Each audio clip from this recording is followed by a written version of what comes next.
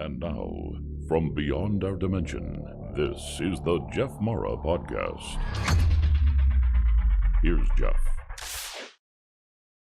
Hello, everybody, and today is a very special live stream. We have a super first ever special live stream. We're bringing back the one and only Tim Tactics. He's here somewhere, and his friends, and we're going to try to get 1,000 people here. And what we will be doing is trying to change reality with this live stream. And let me fix my desktop here because my desktop is messed up.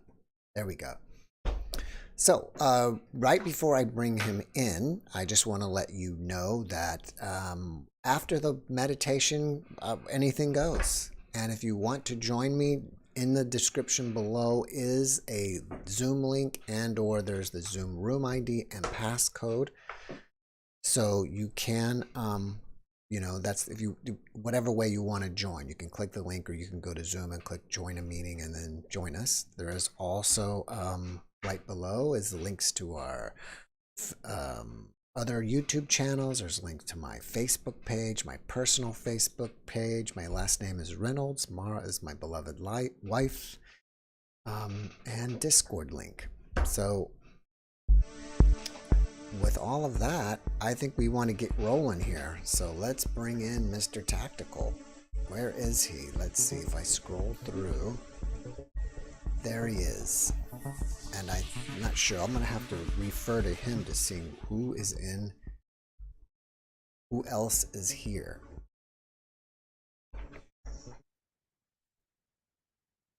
Tim. Good day. Hello, brother. How are you? I'm sorry to keep you waiting. I was running about 5 minutes late, but it's great to see you again. Yeah, no problem. No problem. We were all excited to get in. There's a couple of people waiting in the waiting room to join us here.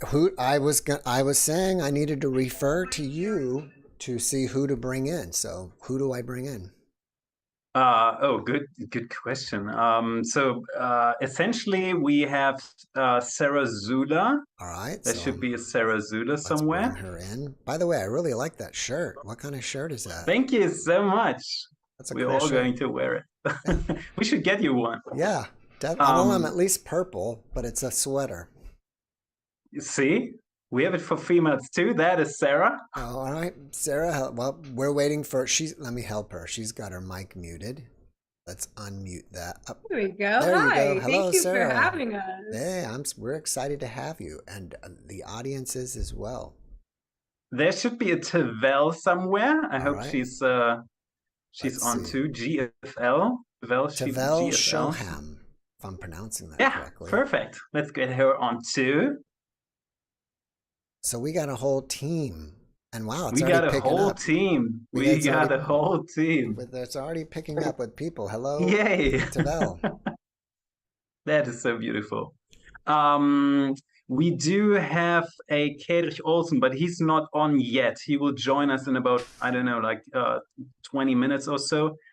He's working on something. All right. So he comes on soon. And then we have like a lot of people from our community and potentially people from your community too. And usually we let them on the live stream too. So I don't know if that is something you want to do All or right, not. well, I'm game for anything, but I first want to start with everybody's backstory and whatever we need to do, because I'm an audience member here when it comes to the meditation. I'm gonna, let you take the reins, and I'm just gonna I'm gonna be like a meditator and let you roll with it. I don't know what you guys are gonna do, but Beautiful. we'll do Yeah, it. let's do it. So we wouldn't start with the meditation just yet, if that is okay with you. That's perfect. Because right? Okay, cool. Because we have some amazing people here, Sarah, Tavel, and Kadri soon too. So maybe just let's talk a little bit about what we do, and I think Mhm. that's pretty interesting for the people too. So getting into the physics and what is behind that.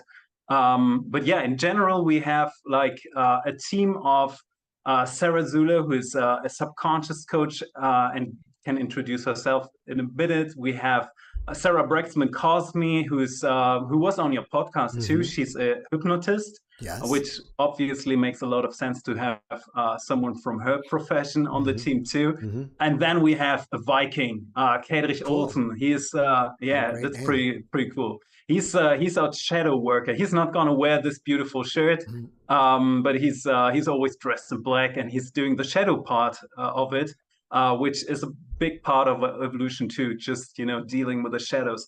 And as a special guest this time, we have Tavel, Mhm. and she's responsible for all these beautiful shirts. Cool. So I don't know. Take it away. Let me backtrack 1 second with you Oh yeah, for guys, sure. I'm because sorry. I didn't realize you are a team. That I believe is what you're saying. So, what is the name of your team, and what is your mission, or I guess is the best way to put it, and what you guys are set out to be doing? Absolutely. Okay, the idea behind that is two things. First of all, I love you, love this the drink. That's so cool. Um, Oh uh, yeah, it's purple. Well, you can't it's tell here. purple. Awesome. So the idea behind that is 15,000 years ago, the Earth is going through a cyclical event, which is a rise in consciousness. It happens frequently. It comes down to the physics behind that, and we can go into that. And we already talked a bit about it on the podcast. But the thing is that this Earth, and I know a lot of people will probably have experienced that. This planet is kind of not the best environment to harmoniously strive and grow. There's a lot of tension on this planet, a lot of chaotic stuff. That comes down to something in our history, and a lot of people do not know that. But the thing is, there is like a malevolent artificial alteration of history and of the way that we live together here on this planet, just in order to bring the species and everyone into a chaotic moment. And it's the same tactic if you look into some of the stuff that humans are doing on this planet, going into situations where they destabilize things. So it's a tactic in order to bring down the cohesiveness and the harmony of this planet, in order to not give us the opportunity to evolve. And I'm coming. So everyone who doesn't know me, hi, my name's Tim. I worked for 10 years in special advanced projects, even though usually I'm wearing a suit. Today I'm wearing this beautiful shirt. So basically, what people found out in these projects is that over thousands and thousands of years, there have been certain alterations, malevolent alterations, in order to bring down the evolution. History has been changed. A lot of the stuff that happened, we talked about the pyramids on your podcast, Jeff. The books have been deleted, changed on purpose, in order to just give us a false history. We have school systems where people are being taught different things. Genetic modification has happened. We have been brought into chaos. The ability to, the level of aggression on this planet has been artificially, increased, been increased. So all this kind of stuff comes down to something that happened thousands of years ago, and these projects called it the installation, at least in Europe. So again, it comes, and what we are doing is we want to remove the effects of this installation, because it can be, some levels can be brought down, can be destroyed, technology can be modified, but it all comes down to our own subconscious and our own ability to spiritually connect, and that's what we're doing. Let me get two quick questions in. One is, some of my guests will talk about that the people who do come here are the best of the best to be able to even make it here. So do you think that's true? And second of all, what is this event that happened 1,000 years ago that, put all this in motion? Or the craziest of the crazies, who knows? Okay, so the thing is, and I think, humans have one of the highest evolutionary potentials in this universe. That means they can grow to a very high level of spirituality. They can grow into very enlightened, beautiful beings.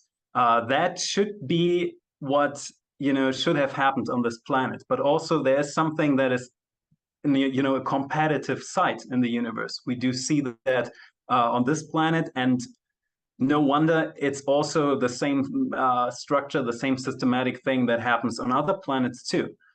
So basically, when you have a competitive species and that knows that there's a little blue planet in the solar system that grows humans, and these humans have the ability to become really, warrior type species, that can be seen as a risk. So when you know that, and you have like more time to evolve, and you observe that, you start with humanity in its baby state and just bring it into chaos. And that happened. The reason why people are living on this planet and feel that so much stuff is off on a collective level, that comes down to institutions, technologies, media, all that kind of stuff that has been brought onto this planet in order to create chaos. Through this, and this is another topic, is that the solar system itself is going through a cyclical evolution. Everything is going through a cyclical evolution, coming down through to a certain geometry of the universe.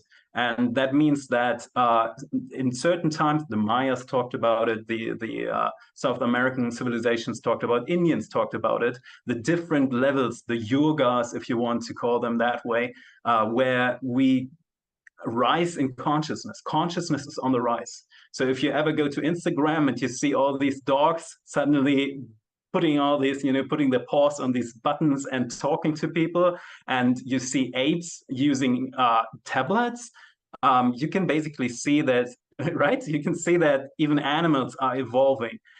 We might not see it because it's, it's like parents when they observe their own child. You only realize that when the aunt is coming and saying like, hey, this guy is like, your child is really big now. And you say like, hey, I didn't see that. So that is happening. Consciousness is on the rise. And that is happening every about 12,000 to 15,000 years. It happened before. It had to do with a big flood that time. And it's happening again. And if you look into the news, you might have found evidence and traces of that, because people are talking about the polar shift. They are talking about sun and the activities of the sun increasing. They talk about the Chinese talked about the Earth core coming to a stand and even reversing its motion. So all this kind of stuff is happening, and these are the traces and evidences that we have about something big is happening currently right now. Yeah, I think some people will say that the apes have now entered the Stone Age. They're starting to use tools now, which I think is Yeah, fascinating. it If is you pay fascinating. attention They to can them. even go on Instagram. I've seen that too, which is pretty cool. But I don't know. I feel like maybe you could ask the two ladies to introduce them because That was, yeah, I was just about to do that. Who would like to go thank you first, so Sarah much. or Travell? I can go. Yeah. Okay. Tavel, I'll go first. Good to see you again, Tavel. Jeff, thank you so much for having us. And thank you for briefing us, Tim, with those beautiful answers. So my name's Sarah Zula. I'm a subconscious coach and speaker and expert. And I'm really here. What I support people with one-on-one, through lectures, through workshops, through courses, all the things, is helping them free their consciousness, helping them free themselves from the subconscious limitations that, you know, Tim's talking about for the installation, that we seem to notice in human beings that humans just essentially share, like I'm not good enough, like I'm not worthy, like the fear consciousness that seems so embedded in the psyche of humanity. What I'm really here is to help people free themselves from that. And I teach it in a very practical way. But something cool is that this All Shift Happily Now community, Jeff, thank you so much for allowing our communities to share and merge. We've been meeting for twice a month for almost, about 9 months now, probably. So we've been doing these every single month, twice a month. And this community is just so beautiful. Like the beautiful souls who come together for something so much greater than them, just like continues to fuel me with so much hope. Like it's so beautiful. So we just appreciate that we're here and that you're having us. So thank you. And thank you for everyone listening. It's so beautiful. All right. Well, thank you so much. And Tavel? Hi, I'm Tafel. Jeff, I'm honored to be here today, and thank you, Tim and Sarah, for having me. A little bit about me is me and my family started a clothing line called Galactic Federation of Light, which aims to support people on their spiritual journey and represent them in the fashion community. And we get to work with amazing people like Tim and Sarah and be so inspired by things like All Shift Happily Now, which is why we created this t-shirt, and, you know, elevate, bring the community together and help people raise their consciousness one step at a time. Do you think that your other friend may be here? Because I've seen people pop in and out of the room. If we want to bring him in, Viking, is that was his name? Kadri? Kadri is his name. I don't know. He hasn't seen the message yet. So because he's a paranormal coach, which is really interesting, and a shadow worker, and a Viking too with a big beard.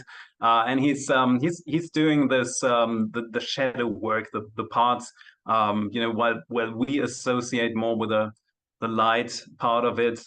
He's really delving into the shadow side, which needs to be done too. All right. Well, if I didn't say it earlier, I apologize. But ladies, thank you for introducing yourselves, and I'm so happy to have you both here. Before we get started, what type of meditation will we be doing? Yeah. So it's really interesting, and I hope we can go into a little bit more of the physics behind that and the story, which what's what we're doing. So the idea behind that is, and there are there's strong science behind that. Consciousness is actively connected with its surrounding too, which is proven in many experiments too, even non-stream experiments, which is really interesting. So one of the effects that we have is that we basically bring consciousness into the room outside, but we perceive it inside of us. So many experiments have shown that we are connected with our environment, and we can actively change the environment because we are inside of it. So basically, every one of us creates this bubble of reality around us, which we can change. And depending on how we change it, reality will change for ourselves. But then also we have as always in the universe, things are stacking up, because usually the universe is just one singularity.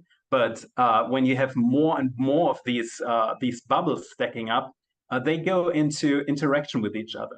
And suddenly all these bubbles, millions and millions and millions of them, are forming what we perceive as this life environment, as this planet. So basically the planet itself is something that we create while the planet is creating us in a spiritual exchange. Really interesting physical dynamic. And a lot of these experiments have shown, and some of them have been, become really popular too, that when we have people and we create together this kind of bubble, that we can actually alter the reality that we are living in. And this has been done, for example, in certain experiments where they brought down the rate of the criminal rate in certain cities. And not only by 1%, which would be like statistically relevant, but like 500 people brought down the rate of the criminal rate to by 25%. 25%. That could, no politician and no program on this planet could ever do that. And the reason for that is, again, we are connecting ourselves to the reality around us, and we can basically create it. And there are three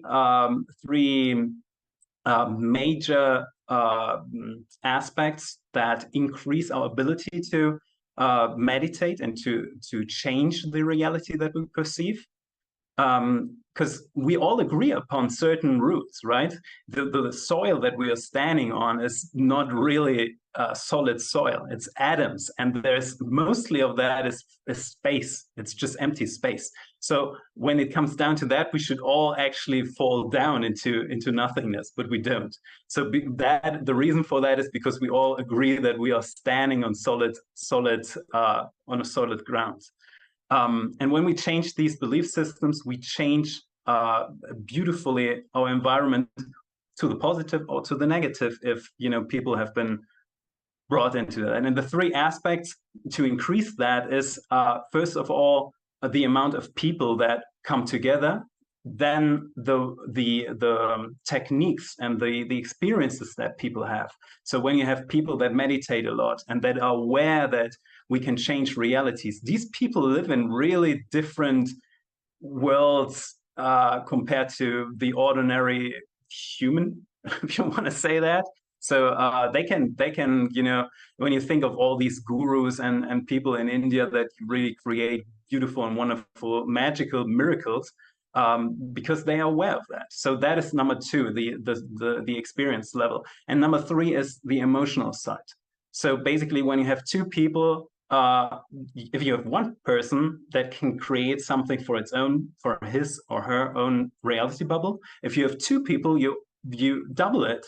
But if these people are emotionally connected to each other, you basically create a huge potential. So two people that, for example, are in love, are great friends or something, can create a beautiful experience in life with fantastic things, really fantastic, miraculous things, and there's no limit to that.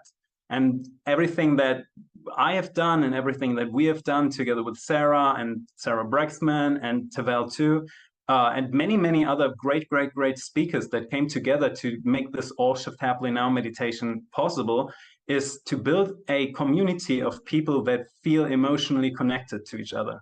Because we've seen that a lot of these people, a lot of people in the community, do not have a lot of people to share these, the paranormal aspects, the miraculous aspects of life. And basically this community is all about, connecting with each other. That's also why we're pretty happy to be here with your community, because we can expand and do that together. In my opinion, you live in two worlds, this spiritual meditative world, but then also this world of ETs and government interaction with ETs. I'm sure you're aware of CE5 meditation. So since you live in these two worlds, maybe you can explain a little bit more. How can someone like us meditate and some ET on a ship can tune into our meditation from so far away? I wouldn't even say that it's two worlds, because all these, spiritual worlds and ET worlds, ET beings and other life forms. And again, for everyone who might not be aware of that, we are not alone in the universe. Surprise, surprise. It's life forms everywhere. Alone on this, on this planet alone. If you just, put your eye onto the ground and just observe what is below your feet, you will see there are thousands of interesting beings and insects and whatever, crawling around. So everything, everywhere, even if you go into life, there's even more life, right? There are aspects inside of a body that is alive too, and everything is alive. So no surprise, there are other life forms in the universe, more than we can actually count. And some of them live in worlds that are realities that are very different to what we perceive. Some of them, the way that we, for example, perceive light, this is a solar-based reality. So the sun is the primary birth giver of consciousness. That is the reason why Egyptians, Indians, Mayas, all these beautiful civilizations that have disappeared 15,000 years ago, all these beautiful civilizations, they saw the sun as part of consciousness, as a primary birth giver of consciousness. So this is a solar-based experience, and we are living on the outside of life. It's really of light, not of light, which is really interesting to me, I think, because light can be particles, it can be waves too. That means if you dive into the light, you suddenly see that there's a whole new world. It's like watching the surface of an ocean, and suddenly you dive into it and you see that the ocean is like miles and miles and miles of weird, exotic life environment. So answering your question, how do we connect to these beings? We all share this one aspect, that we are all creations. I don't want to say creatures, creations of this creative universe. We are also the universe itself too, but we are embodied into something. Basically, the more aspects we share with each other, the more likely it is that we meet each other. So if you, for example, share the same physical space with someone, there's a high probability that you will meet someone ultimately someday, right? If you live, for example, in the water, and I live on a mountain or on an island or whatever, then the probabilities are not so high anymore. But these beings live in different realities. Some of them inhabit the same, planets. There are also realities that stack upon each other. So basically, the universe has the ability to create worlds seemingly in the same space. It all comes down to the physics that this is a singularity. So there is no space, there is no expansion in the physical nature of a singularity. We are all still the one point, the one singularity, the one point field that we have been in the beginning, before we expanded into, these fractal beings, before we became before we thought that we are someone or something. And just to answer your question, if you want to connect to these beings, they are there. We have traces and we have evidences for 70 years that these beings are here. You can connect to them, and mostly through your mind. Otherwise, through this time, sightings have increased. Meetings have increased. People have contact scenarios all the time. I receive so many messages of videos, clear videos and photos of UFOs, silverish, and a lot of people even have photos where they, directly stand in front of a being, and that becomes reality because we are sharing the same universe with each other. I know all three of you are new, but my regulars could probably, they know that I say this all the time, but I'm waiting for an ET to come here live with us on Saturday night and join us. I don't know how I can make that possible, but they are on the planet, right? They are on the planet. And I got to tell you something, Jeff, and that's pretty exciting. Sarah is already smiling because she knows what I'm going to say. Sarah Brexman-Cosme. So basically, right, she's doing hypnosis with beings, with humans. And the interesting thing is, Gaia has asked me the same thing. They asked me like, hey, can we get a real ET in front of the cameras? And there are some, communication channels that I'm aware of. So basically, we brought this message to who? To the Greys, which is one of the biggest civilization. And we have statistics that 30 million US Americans have seen traces of them, or have even met them, or seen their crafts in the sky. 30 million. That's a huge. That's not your single being, your sailor who says like, hey, I've seen a big octopus or something.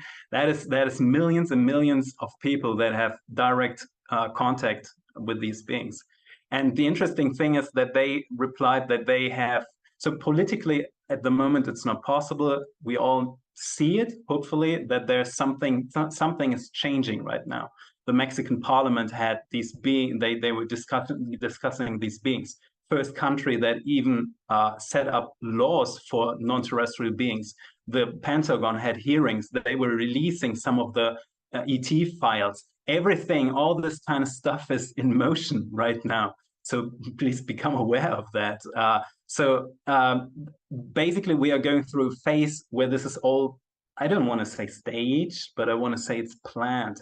So there are certain rules that we need to stick to, which is, non-disclosure of real ETs on camera at the moment. But the Greys were really interested, and what they said is that they have human material on this planet. So they have beings on this planet that they can occupy and speak through. And so basically they sent this one person to Sarah Brexman Cosme, and we used this person, we cleared his consciousness out of the body, and then we let this strange voice speak through him. And that was the Greys, and they were answering all the questions that we had, and was really interesting. So they basically said, like, we are aware what's happening, there is a shift, there are different civilizations involved each time it happens. It feels like a chaotic thing. A lot of happenings on this planet are really chaotic at this time. And all these beings are watching very closely what's happening. It was a really, really interesting moment. So we talked when you were on the show about, other civilizations just shifted realities right out of here. Once we all shift together, where are we going? That's an amazing question. I get that question a lot of times. So usually the universe has multiple natural mechanisms. For example, we get refurbished, we get reused. There's a soul that stores a lot of the data that we have. So there's a natural process that we go through certain cycles. We do not have to, but there is a natural tendency that people, for example, die, and then their soul continues. And I know you had a lot of people who had these, near-death experiences and so forth. So the universe is actually using something where it's organizing similar structures to each other. So basically everything that is called a mental gravitational system. So basically the idea behind that is that people that share the same belief system become part of their belief system, because we all share this belief system that we are walking on this planet. We are actually perceiving this planet, even though it's what the Indians called the Maya, the big illusion, because we basically are still this one singularity, this one singular uniform, this one singular life form. So what happens is it's two things. First of all, it's a very personal process. Just I don't say it's like it is like dying, but it's just as personal as that, because every one of us goes through a process of realizing what is important to us, what do we want, and how do we perceive the world. The other thing is that it's a collective process too, because we are here together. And that is why we do the meditation together, because we want to say we want to shift happily. And we say we want all to shift happily. So all beings shall and will shift in a happy mood, and become their homes. So it's both in some kind of way. And the thing is, I can't be fully clear about what will happen, because it's a constant process, and it's something that we get to choose on in the way that we perceive and live life, through our own free will, through the deeds that we do, through everything that we do. So, and that is the reason why I always say to people like, hey, when you want to make sure that you want to have a good, happy experience, communicate that, because the universe is a reflection of yourself, because you are creating it. And I gave people this mantra in one of the Gaia shows, actually the very first one. At that moment, I didn't realize that this would become such a big, beautiful movement. I said, like, hey, if you want to do something, if you're very occupied, just take 2 minutes before bedtime, come into a calm position, and realize that you are the creator of your own reality. And that literally, and just say, all shift happily now, and bring that intention before bedtime into your reality, and you will perceive that your reality is going to change. It's a beautiful experiment, and it's so easy. You know, I was thinking that in the Christian religion, they believe in rapture, like all of a sudden everybody's just going to leave and go to heaven. What if it's kind of like basically a different interpretation of everybody just shifting out of the reality? Yeah, 100% true. 100% true. It's exactly that. And I just recently talked about that, and a lot of people found that really interesting. As there were beings on this planet 15,000 years ago. We have pyramids here. We have a lot of really weird architecture, where, you know, modern technology, and you know that, Jeff, modern technology could not replicate what's going on, right? And they left this beautiful sign, the flower of life. They left it as a trace in China, the Forbidden City. They have it in the temples in Egypt. It's engraved, like a laser engravement into the structure of the temple in Giza. You will find it even in so remote places like the Celtic traditions. You will find the flower of life. You will find it down in Australia. You will find it in South America, everywhere. All these civilizations are said to be not connected at all. But what did they do? The structure, this is like a gravity. We have in South America, we have 80 million buildings which we dig out of the soil. There are millions of housings still uncut, under the soil and below the sand. So we have millions and millions and millions of people, 80 million people at least in South America only, that have disappeared 15,000 years ago. And then we have this big flood. The Chinese are talking about this. You mentioned the Bible. The Bible is talking about the big flood. The Japanese, the South American cultures, they are all talking about this big flood. And nowadays we even know that there is a change in the geometric and the electromagnetic field of Earth. We can see that from the the metallic particles in the soil. We see that they change directions. So, and what happened right now? We are going through the same process. We're not experiencing like a flood again. That has been taken care of in the background. But if you Google it, you will find articles in mainstream media that say, hey, there's a polar shift going on. And that is what happened. And these 15,000 years ago, these beings went somewhere. And the flower of life is just one of the graffitis, let's say, that they left behind. And it's a packaging. It's a genetic code. You can see that it's a way, even like what bees are producing in the way that they structure their hives, which is one of the most solid structures, geometric structures that we have in the universe. These civilizations have built their temples like this, through this principle. And that is the reason why for thousands and thousands and thousands of years, we still have these buildings. They have survived earthquakes. They have survived, fire and fury, but they are still standing. And that is because they are safe. They are in the way that they are built. And these flower of life symbols show a geometric code that has something to do with the genetic blueprint, which is a more crystalline body.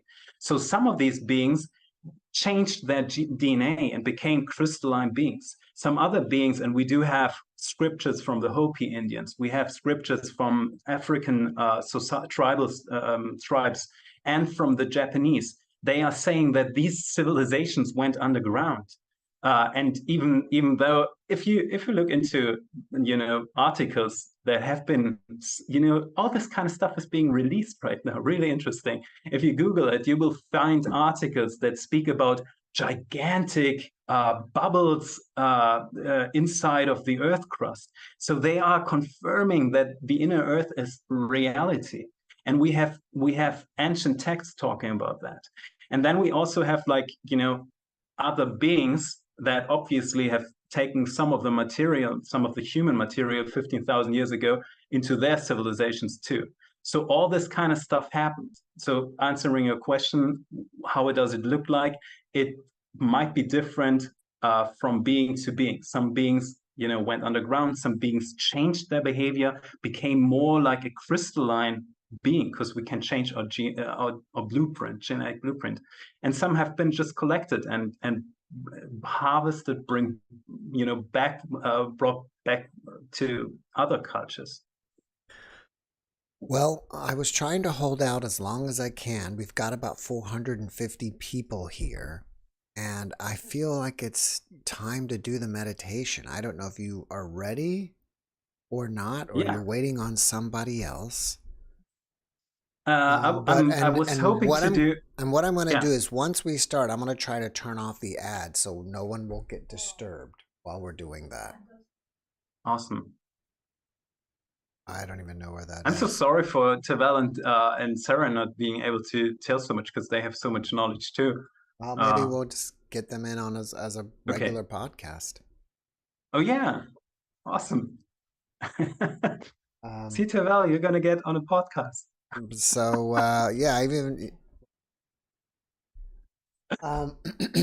don't know if you're ready or not. I've just got one question I wanted to get in from the audience, and that is, are different ET groups / relatives coming together in communities, different locations?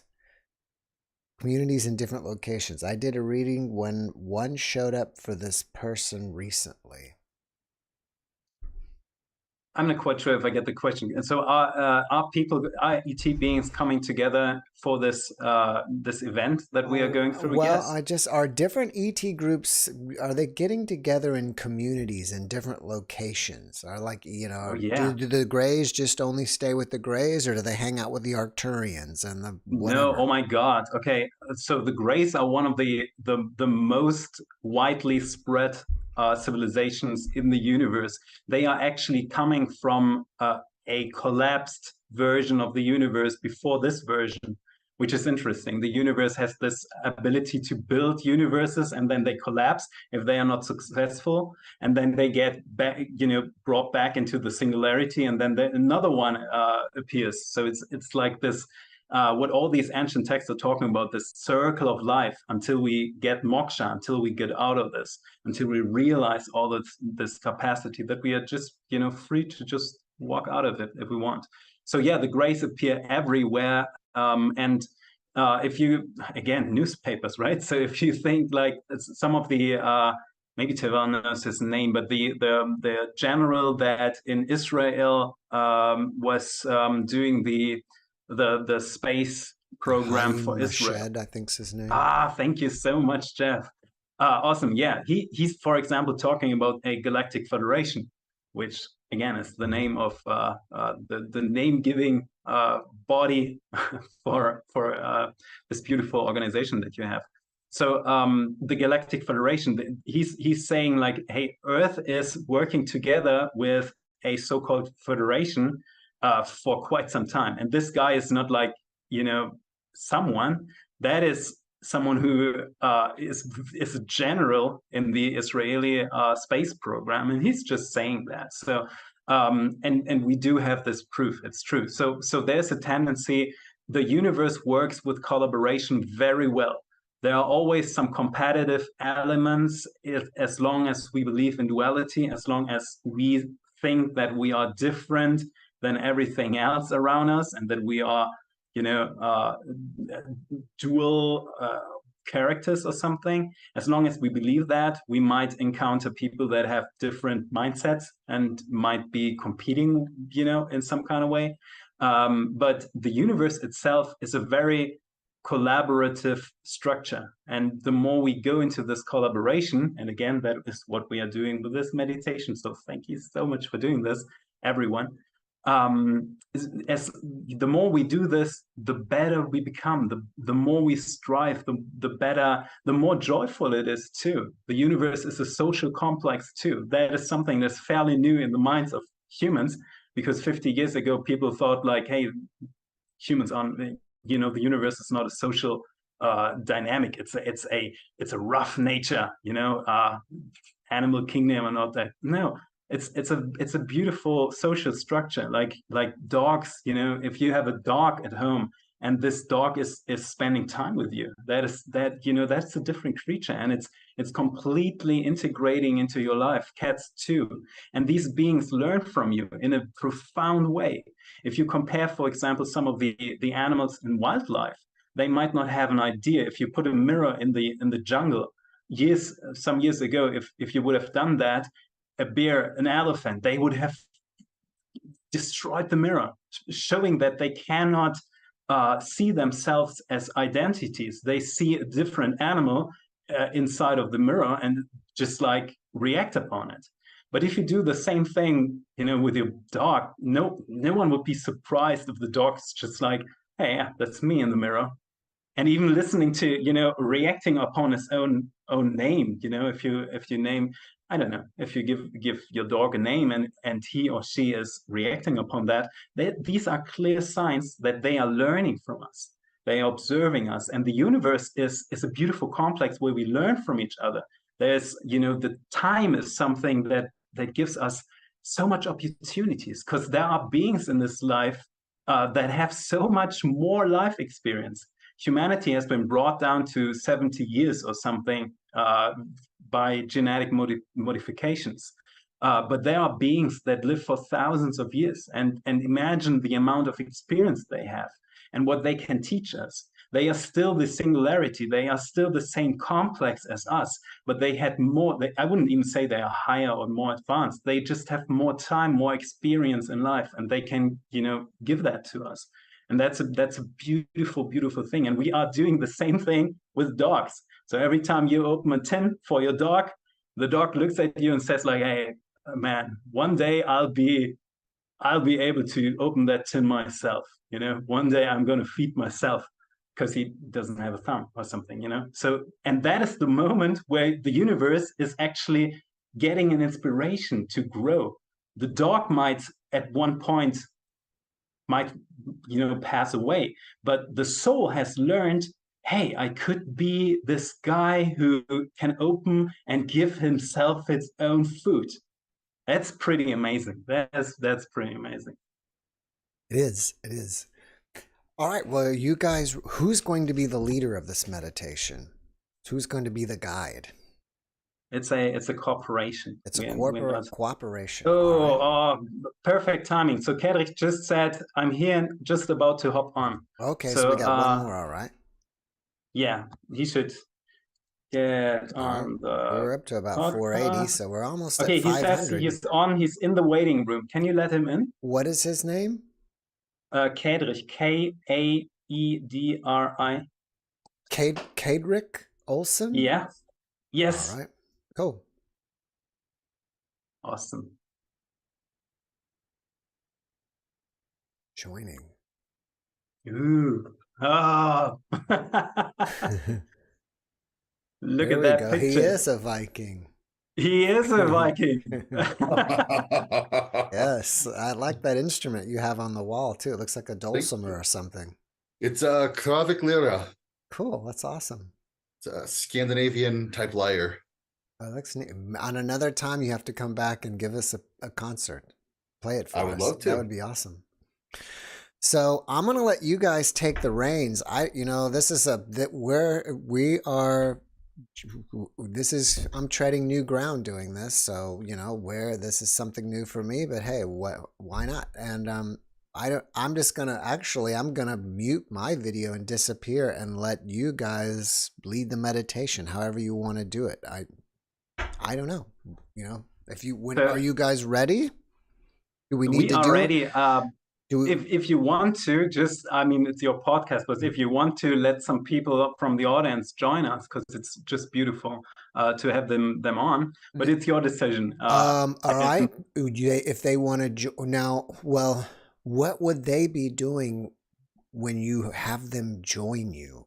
Because I'm not even clear, I guess. If they just want to be here and be meditating, all right. Let me ask that then. If I don't even know how many people we can pop here on Zoom. Do you want to be someone on camera meditating? I wish I don't, and there's a lot of people on the waiting room, but I don't know how many people here are just for my normal Saturday night, because all of you I don't even know if I ever told you, on Saturday nights, it's like a call-in radio show and anybody can just show up, and I give around 15 minutes-ish to say whatever. And some will say, hey, I saw Bigfoot yesterday, or I saw a UFO last night, or whatever. And I think it's a great thing because it's a chance for the audience to participate. Yeah. So that's normally what happens on Saturday nights. But I don't,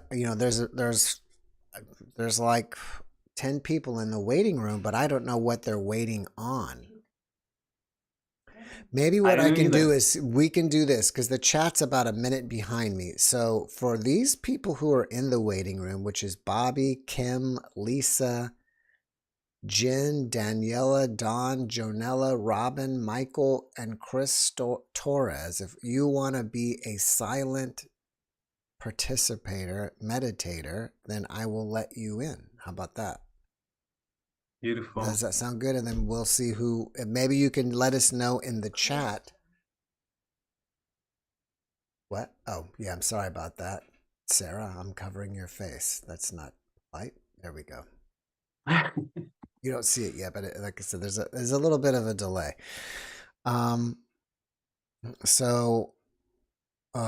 Dana, yeah, I'm just kind of watching here, and while if they're going to say or not, let me see if I'm going to disable the ads. And I'll turn it back on once it's done. That way, hopefully no one will have an ad and kind of, ruin the meditation for them and have to, you know what I mean? Because I think that would be And can we give Kadri an opportunity to say like a few sentences about himself? That? No. Oh, yeah, I'm so sorry. That would be so awesome. Yes, Kedrick, tell us about you. Hello, I'm still trying to figure that out myself now. I'm Kadri Olson. I've studied, practiced, taught Norse mysticism for many years. And as a part of some of the work I do is I also teach people how to coexist with the paranormal, because we exist in a world that is both spiritual and physical.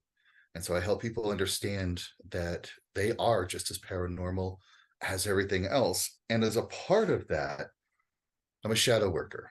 And that sounds like a lot of different things, but believe me, it all rolls together, because part of the shadow work that I've gotten into and to teach is because people have a lot of fearful misconceptions about what the paranormal is, about using their natural abilities, about tapping into their spiritual growth, or even about what's going on in the world, their place in the world. And these shadows will block us from becoming our authentic self, will block us from using our abilities. And so it's like you can do your spiritual work, but you get to a certain point where you just can't reach any further, where it just seems like you get block after block. But we do some shadow work, and it clears those blocks out of the way. And shadow work is where we go into the deep, dark places of the inner world, the things that you're afraid to look at, the things that you don't want to see about yourself, that you're maybe talents and skills that you've repressed and pushed away. Well, we'll take a look at those and we bring them to the light so you can understand better who you are as an authentic person. And then all of a sudden people will start to blossom, they'll start to grow, life gets better, synchronicities just like pop out of nowhere as they start to turn on their abilities and start to connect to higher places, higher abilities. And so I guess in a quick nutshell, that's a lot of what I do. So the Norse mysticism, runes, of course, uh, learning that the stuff that goes bump in your house really isn't that scary, and that there's a way to work with that energy, and then getting through any of the fears, the blocks, and distortions, emotional and spiritual distortions, that's keeping you from realizing what you really are and what the world is really like. That's pretty cool. It just makes me wonder when you say our dark shadows, is that something that's just our deep, dark secrets, or can that even be something from past lives where you need to get Sarah involved It's to all of dig a that. little deeper? It's all of that. Sometimes the deep, dark secrets that we've got, there are things that maybe we're not happy that we've done, or things that have happened in our lives that just aren't that great. And they are shaping the reality that we are creating. We are masterful creators and manifestors. And sometimes we don't realize it, but it's those shadows that are manifesting for us. And so when we get to those deep, dark secrets, or we heal a past life, I've encountered a lot of people that are healing a lot of the crap that's happened to them through the Middle Ages. The medieval time period was brutal on the soul. And now they're coming into this lifetime and they're recognizing their abilities. And they're like, oh, no, no, no, no. If I'm listening to a spirit say, hey, how are you today? Well, I'm inviting the evil in. It's like, no, you're not. We'll work through that and we'll let that go so that you can really connect with that. All right. Let me just ask each of the girls one quick question before we get started, because I know there's people that wanting me to speak with the women, but then there's also other groups of people that want to get on with the meditation, so I'm kind of torn. But there's one thing that I wanted to ask Sarah quickly, and that is, does she have a list of her favorite limiting beliefs that we all buy into, that she helps? Yeah, Can you just give us like a quick list of your favorite limiting beliefs that we all believe Jeff, erroneously? this is such a good question, though. It's a powerful one, because once we have awareness of these things, it becomes so much easier. As soon as the light of awareness is there, that's when we can start to look in our everyday lives and be like, I wonder if that frequency of that belief is showing up. I wonder if that's what's driving why this roadblock is coming up in my life. So I would say that a lot of the core limiting subconscious beliefs that and I wouldn't call them beliefs in my work. I would make a subtle distinction. I think beliefs are things we're aware of, and it's actually deeper than that. It's these subtle perceptions, these learnings, this essential programming we might have gotten from past lives, we might have gotten from this life, we might have gotten from society, that are running the show underneath the surface. So to answer your question quickly, I would say that a lot of them stem from a core wound of separation. And from that separation, there's a bucket that a couple can live within, which inside of that bucket of separation would be something like, I don't belong, would be something like, I don't fit in, would be something like, I'm alone. And that's pretty much an energy that we can then look at. It's like, well, if I feel like I'm holding that frequency, if that energy is coming up, if that hurt is coming up, now we can do the beautiful work of dissolving the idea that that could ever be true. So we dissolve the idea that it could ever be true, and then we start creating what our conscious mind knows is true. So I would say that bucket is a really big one. And then we have the bucket that lives within the I'm not good enough, I'm not worthy. And this is a huge one that we see. And these are things that I always share are very, very, very normal. They're commonly known. We all can kind of resonate with some of them when we're honest at some point in our lives, but they're not natural. These things are not natural. And the reason that I know that is because as soon as in a session, whether I'm in a group in front of a bunch of people doing this kind of work with someone, or whether I'm in a one-on-one session with someone, as soon as people dissolve the lies in their psyche, that's what these limitations are, essential lies in their psyche. As soon as people dissolve that, they share the same thing over and over. And this is what is normal, what I'm about to say. What I see people share over and over are things like, when I ask them, who are you in the absence of that idea about yourself? People will say over and over, I'm freedom, I'm love, I'm limitless. And that to me is what's natural. That to me is what's normal, because that's the commonality I see within everyone. As soon as they get rid of the lies in their psyche that weren't true to begin with, they start speaking out loud. These people don't even have to be spiritual. They start saying, I'm one with everything. I'm love, I'm light, I'm limitless. And they're like, Sarah, I feel so corny, but I feel like I can see colors for the first time. That's our natural state. That level of corniness of people telling me, I feel like I can smell flowers. Like I'm stopping to smell the flowers. Like that corniness is in us. And that beauty is in us. And that's what I see as that's what humans really share. And there's just some density, there's just some programming that has come from, whether Kadri, we go back to those Middle Ages, that makes people afraid of persecution for doing this work, or whether we go back to these times in other lifetimes where this hurt might be just deeply embedded in the DNA, or we go back to collective trauma that creates a collective wound that all of us together are healing and transforming. All of these things are embedded into the subconscious, but there lies in our psyche that the beauty of everyday life, if we just pay attention to everyday life, it will reveal everything we could ever need to know about these limitations in our psyche that we can then free ourselves from. So I would say that like a core bucket of separation is a really huge one, and a core bucket of I'm not enough. And then I would say another core bucket under the fear bucket of I'm not going to be okay. Now there's little subtle different ways to describe those, and everyone has their own iteration of it. And then there's another one of I'm powerless. So that's kind of in the I'm not going to be okay. But yes, this is my life's work. I can definitely break it down in detail. I have all courses on this, because as soon as we're aware of these things, it becomes so much easier to pick up on those subtle energies of being like, oh, I'm in that program of I'm not going to be okay. Okay, let's work with this part of me. And then we become powerful creators. So great question. Thank you for asking. Oh, that's awesome. Thank you. Let me get over to Tefel real quick, because you said that you are a clothing designer, right? Did you Yes. have some type of pure spiritually transformative experience that inspires you to do your clothing design? And if so, what was it? Yeah, so my dad has been in fashion for 20 years, and he had his spiritual awakening in 2020 and was like, girls, me and my sister, and he was like, you have to get on this, start doing research, look into this, look into that. And at first I felt a lot of resistance, being so in the 3D. And I started going down this rabbit hole of like research and like questioning things and looking beyond the knowledge and scope of what I was used to.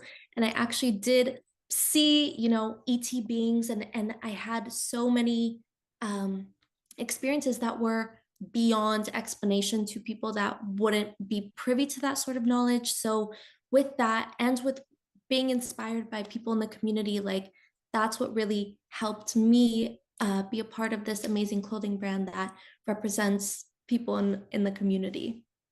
I had this thought that wouldn't it be amazing if we all really did become a galactic community on this planet, and you were designing clothes for ETs? I think something along those lines, absolutely, like with the intentionality, with the symbolism, with the words, and like we have a collection that's called the Lightworker Collection, and having that plant seeds in others, raising awareness, creating conversation is what will eventually, bring momentum to the movement, bring momentum to the dialogue and the awarenesses, which is what we aim to do. That's great. All right, I think it's time we get going here. We're now up to 500 people. It's over 500 people. That is so amazing.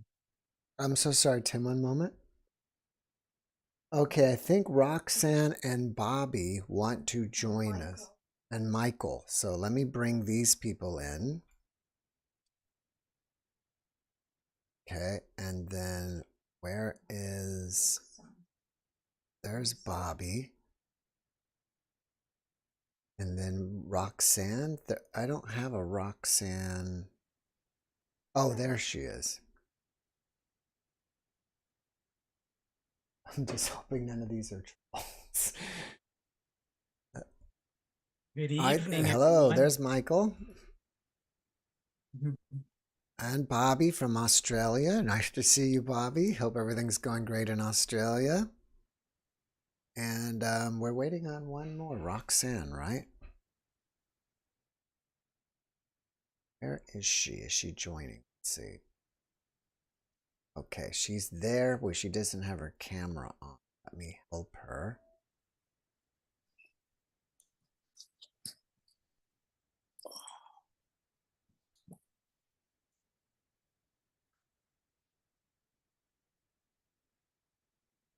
Oh, here she comes. She's in the black void. We've had... Oh, there she is. All right, she made it. Great.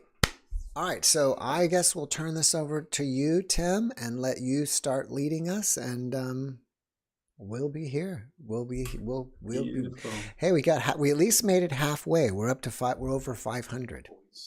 So Over that's awesome. 500. Yeah. Oh, that is so cool. Yeah, thank you so much. Again, thank you so much, Jeff, and thank you so much to the beautiful JeffMara community. We're pretty happy to join forces with you and do this together with you. Okay, I've seen that a lot of people in the chat seem to have never done a meditation. That's really interesting. So let's dive into this and do it all together. It's all about concentrating your mind, focusing your mind and receiving all the inner pictures. So whatever comes up, whatever you feel, whatever you see, yeah, just perceive it. And yeah, and we are going to talk about 10 minutes, and then the next one is taking over. So I start, and then we have Tevel. Kadri is doing the shadow part, and then we have Tim, I'm so sorry to interrupt you, and I know this should be understood, but I have to say this, If you're operating heavy machinery, if you're driving a car or anything else that can be potentially dangerous, do not do the meditation. This video will go up, and do it when you are in a safe environment, and then you can do it later.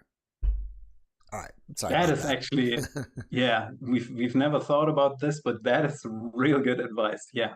So we want to dive deep. So let's prepare for that, and let's dive into something. So first of all, just close your eyes, because we want to strengthen our inner awareness, and we want to open up to this experience, which is a mental process. The universe itself is a mental universe. So let's do it. Let's just close our eyes, and let's, by following my voice, dive into a relaxation, a relaxing, good feeling, concentrating on the moment, concentrating on this beautiful community. So we have 2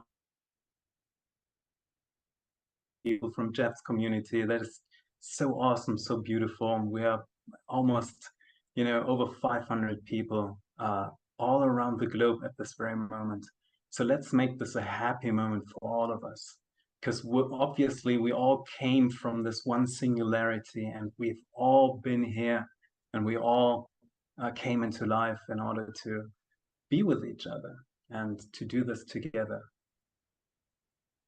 So relax, and with each new breath, just sink more and more into a relaxation, to a beautiful process.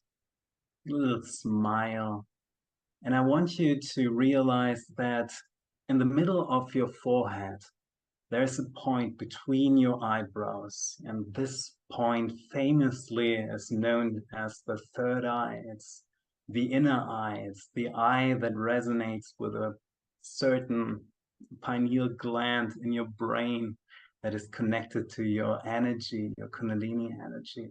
Those of you who do yoga might know this, and everyone else, just follow along with my voice. So with every new word, just relax and feel good, and the better you feel, the deeper you go, the better you feel. And now concentrate with each inhale that you draw in energy into the point between your eyebrows. And with each exhale, bring the energy into the room. And with each inhale, concentrate more and more on this point in the middle of your forehead. And some of you who might do this exercise more often, more frequently, will start to feel a kind of tingling experience in the middle of your forehead. Some kind of tingly experience there.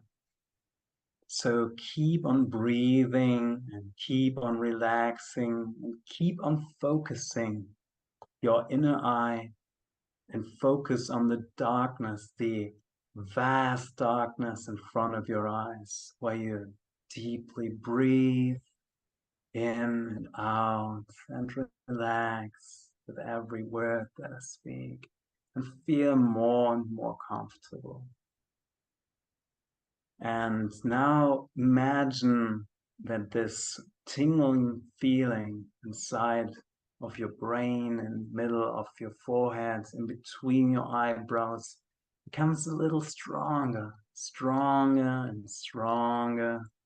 And a lot of you will feel this now, will feel that there's something. The more you put your energy and your focus on that, the more you activate that, the more you draw energy that comes from your root chakra up to your brain, the blood flow, the electric energy that goes along your spiral nerves structure all around your body, because you're an incredibly powerful being, incredibly powerful. Your energy patterns can be measured 7 meters, which is kind of a lot to, I don't know, 20 feet or what. So you're very, very strong and you're emanating this beautiful energy. So keep on breathing and keep on focusing in the vast darkness. And now I want you to realize that you're not alone on this planet. There are more and more beings with us in this beautiful community, this all shift happily now community that you are now part of too. And we all want to emotionally connect on a powerful but also beautiful and harmonious way on a basis. So let's do this. Let's imagine while we breathe and relax and dive more and more into this beautiful experience of relaxation and meditation. Imagine that there are beings all around the world, hundreds and hundreds of people in Australia, in Spain, in Germany, in the US, in Canada, in the Asias, in South America, Africa, everywhere there are beings just right now connecting with us. And even though we do not share the same physical space currently, we do share a same mindset. We do share the same energy signature just because we're doing this together right now. So it's not a coincidence that you're here tonight. It's a big, big, beautiful step in your spirituality and our spirituality while you connect to this Osha Taplina community, while you connect to this JeffMara community. And we're connecting these two communities together. And keep on focusing while you breathe and relax, and the tingling becomes stronger. Maybe you feel more refreshed and more excited to dive into this experience. And while you connect to all these beautiful beings, and again, it's so important to emotionally connect with other beings because we become so much stronger, so much more when we do this. While you connect to all these beings that are here with you, you've never been alone. All these beings are here with you in this very moment in order to manifest this Taplina meditation, in order to create a timeline and an energy field and a mental gravitational field that somehow we share today and tomorrow and many, many more days to come. And now realize when you see this big, big, big Earth planet in front of your closed eyes in the vast darkness that you see, when you see this beautiful blue planet that you are connecting with, and you're connecting with all these beings in all communities, now imagine that there are even more beings, and invite them in. Invite them in into this endeavor, and then start to zoom out a bit.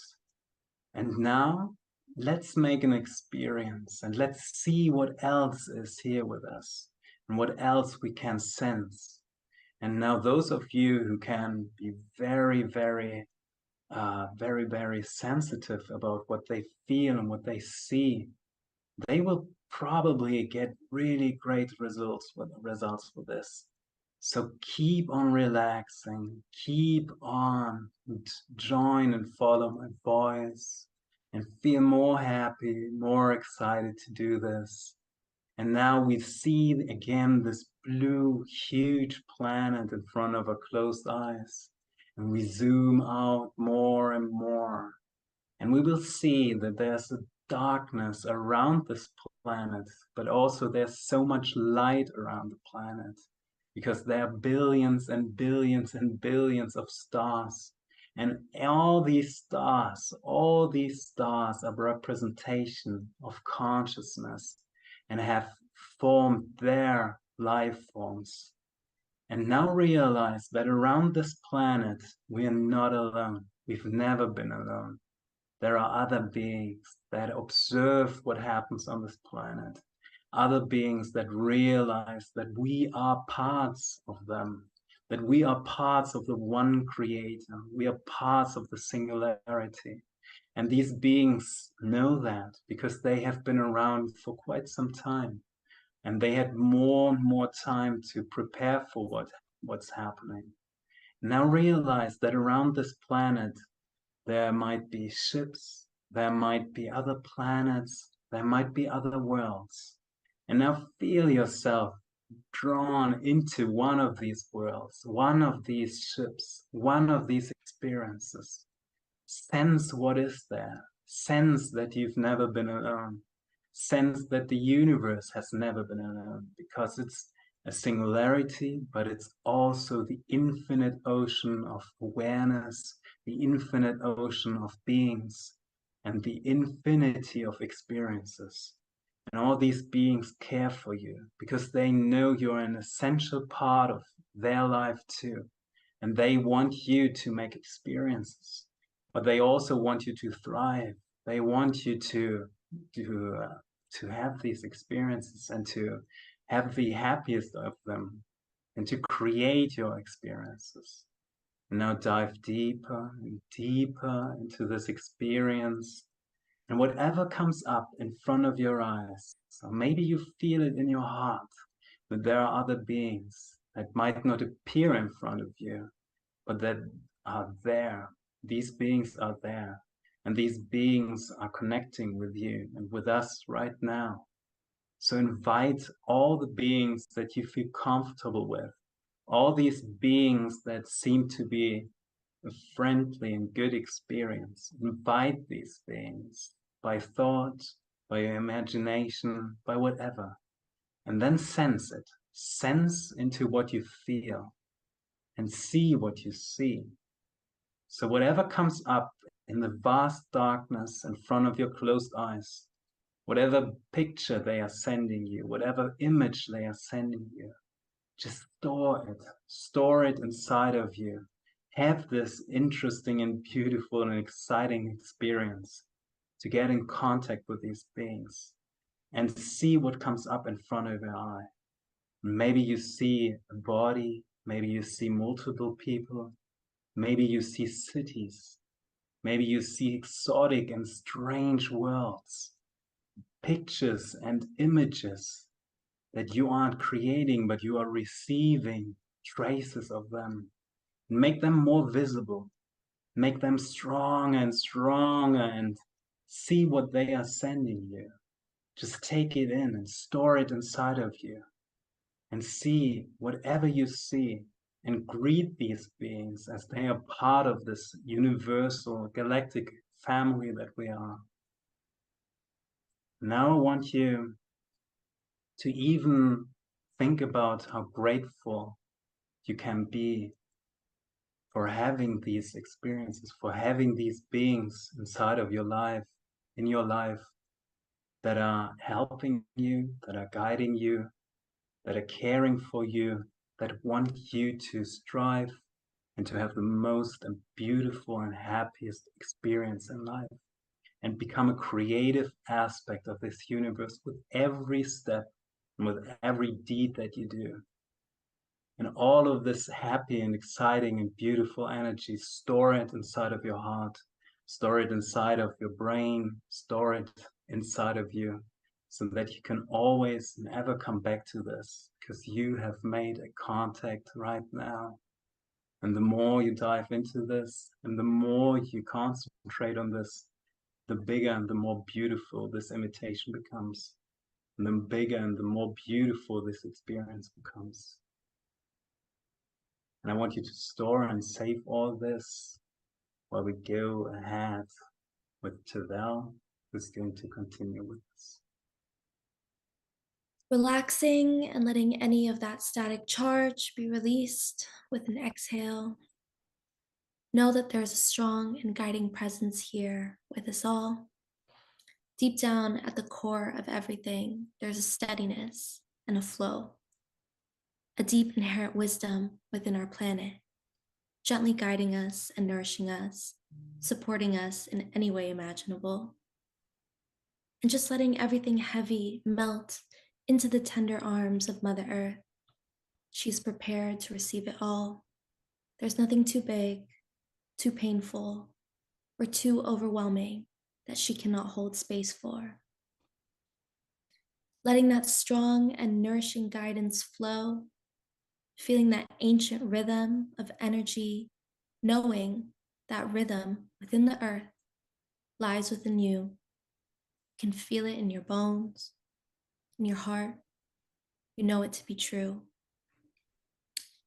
Visualize an opening at the top of your head and a beam of light that connects you with the divine. Visualize two beams of light growing down through the soles of your feet, connecting you with Mother Earth.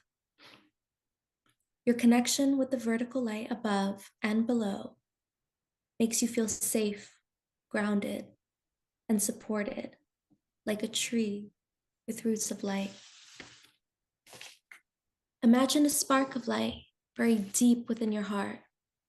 It might be tiny, there might be some darkness around it. You might feel removed from the light, but the spark is always present. Ignite that spark with intention. Nurture the spark of light. Feed the light and love the light. The light expands through your heart and let it shine. Feel your light growing brighter and stronger, filling up and surrounding all parts of you as you acknowledge your own true power, wisdom, and love. Let your light shine. Allow yourself to beacon in, giving yourself permission to become one with the light within you. Remember that depending on where you are in your spiritual journey, your inner light may seem dim or it may seem bright, but it's there, ready for you to tap into it whenever you want. Connect with your light. Let your light shine. Know that you are being carried by the light. You are being uplifted to a higher place. You feel elevated, expanded, stretched out, lit up. And now, from a place of strength and connection, share your light with others, starting with the people closest to you, letting your light shine. The light extends beyond people who are around you and is now nourishing the world. Allow yourself to beacon out. And remember that at any given moment, you can connect with your inner light, bringing that divine light in and carrying it out into the world. And with a sense of gratitude and appreciation, take a deep breath. I'm now passing it on to Kadri. Thank you so much. That was beautiful. Thank you. Now we're going to do a little bit of shadow work. And by shadow work, I do mean this might feel a little uncomfortable, a little uneasy, and that's okay. You already have this connection to the higher energies. You're already in sacred place, and it's okay to allow yourself some deeper introspection into some darker places of the psyche and soul that maybe you haven't looked before or not sure that you want to look, but it's okay to look a little bit today. And for this work, I want you to think about all the various people in your life. Maybe even spiritual people, spiritual beings, doesn't have to be physical. And I want you to think about a person in particular in recent times, like within the past few days, maybe past few hours, that has upset you or angered you or made you feel uncomfortable. Somebody that maybe you feel is toxic, or somebody that you just don't like, that you're irritated by, annoyed by. Doesn't matter. Doesn't matter what those feelings are. It could be even the sense of a spiritual being or an otherworldly presence nearby that is making you feel uncomfortable. And I have to admit, I don't know why I'm bringing that spiritual part in. I'm having some guidance in this room saying somebody here needs to hear about the spiritual presence part of this. So I want you to think about this person or this being that made you feel uncomfortable. Think about that last encounter that you had with this, where you were, when you were, what was going on. And just replay that moment in your mind's eye. And as that situation plays out, notice how it makes you feel. This is the important part. It could be an emotion, it could be a feeling, but just be aware of how that person made you feel. And bring your awareness on that feeling. I want you to breathe into that feeling now. Again, this is the uncomfortable part, but I want you to make that feeling twice as strong, 5 times as strong. Breathe into it. Make that feeling intense so that it's really uncomfortable, and it's okay. Because if you can make this feeling stronger, it's proof that you have control over it. It's proof that it is a part of your inner world, that it's a part of you, and that it's there for a reason, a very good reason, even though it's uncomfortable.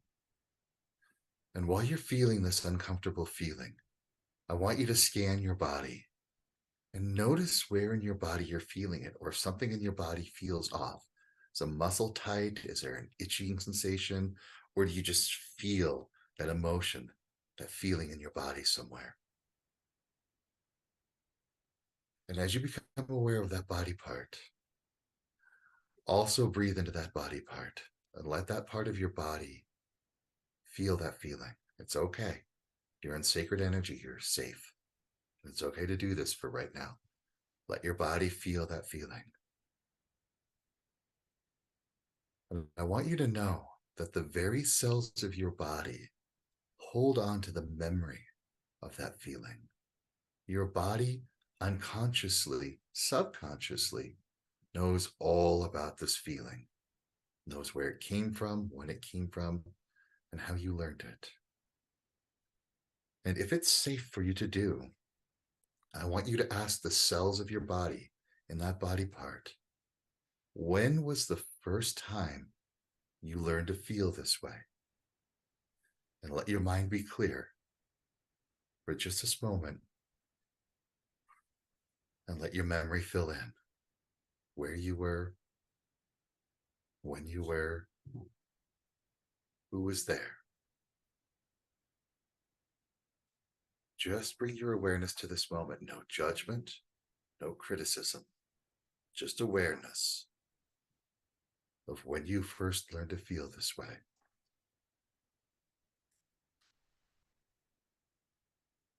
And it's good to know that you learn to feel this way as a means of helping you It could be for protecting you.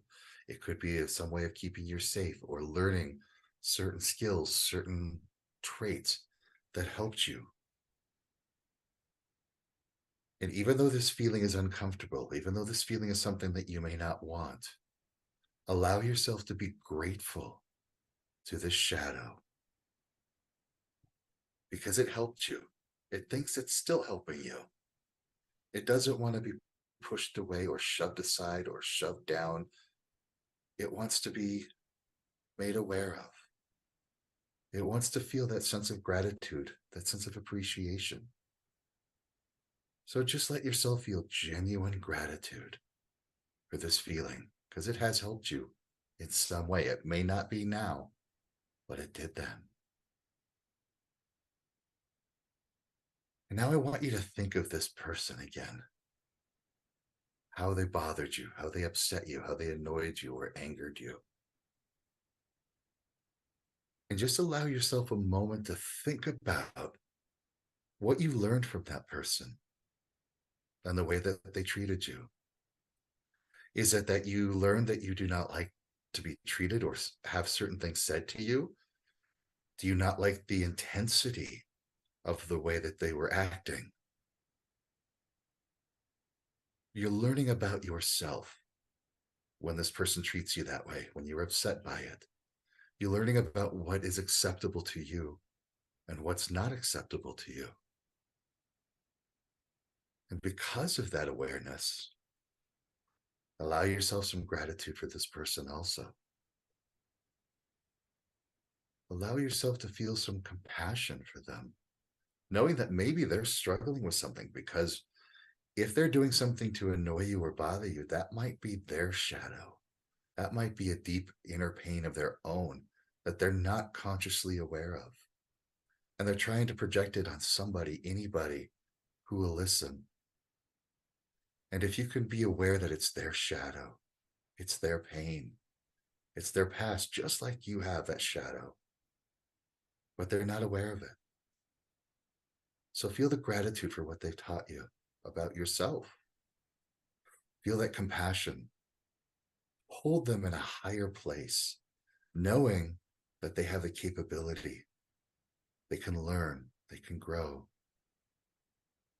And I wonder if you can visualize them in a better place for them, away from you, a better place, a better situation, a place where they're happy. And mind you, what might make them in a happy place, what might be comfortable for them, might not be comfortable or happy for you, and that's okay.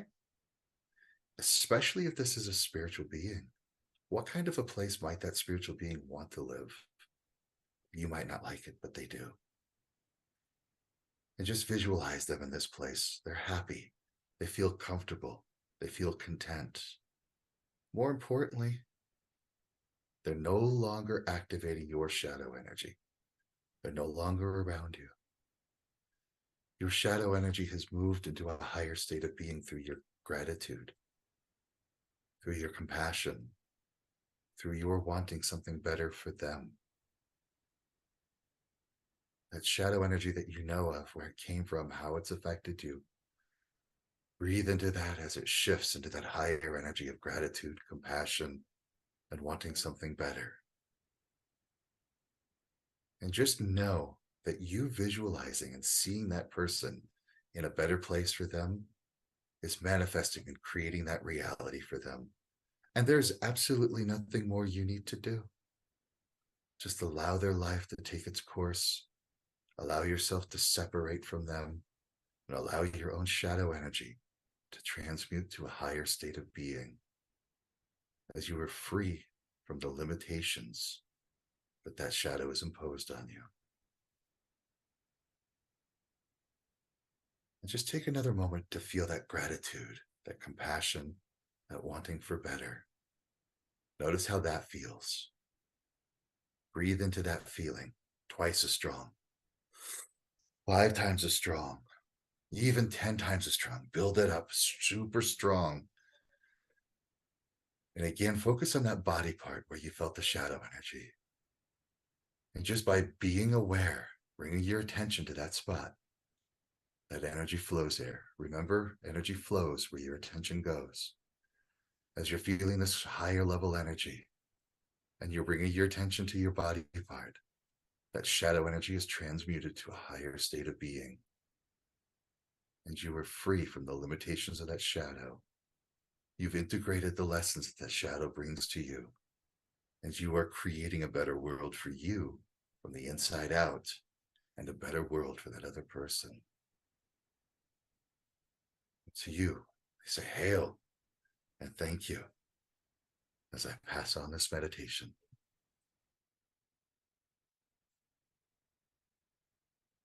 Beautiful work. Thank you, Kadri. Allow yourself to feel really satisfied with your efforts as you breathe and soften and relax.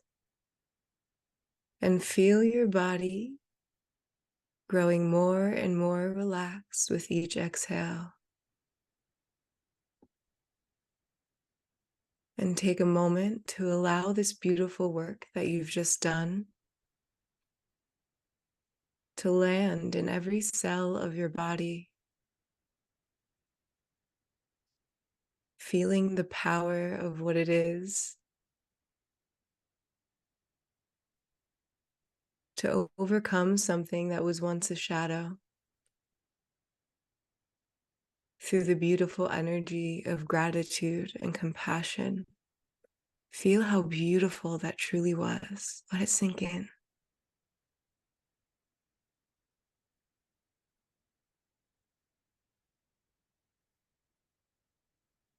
And maybe for some of you, it was a really special moment when you were able to connect to the light in your heart, that divine spark of light that you know guides you in your sacred heart. Maybe that was a special moment for you to remember that, to bring your awareness to that, to connect to the earth and the sky.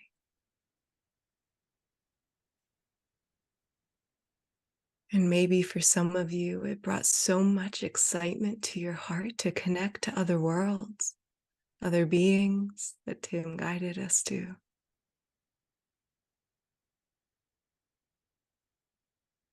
Give yourself a moment and give yourself the gift of reflection in this moment.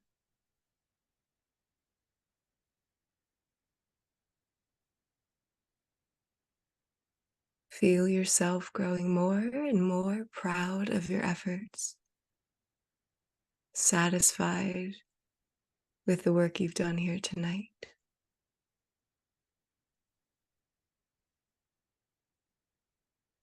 And allow yourself to breathe and soften and relax even more, giving your body permission to let go. And with your next inhale, use your imagination to imagine breathing in the most beautiful energies to every cell of your body, feeling like the cells of your body are drinking up the most beautiful energies.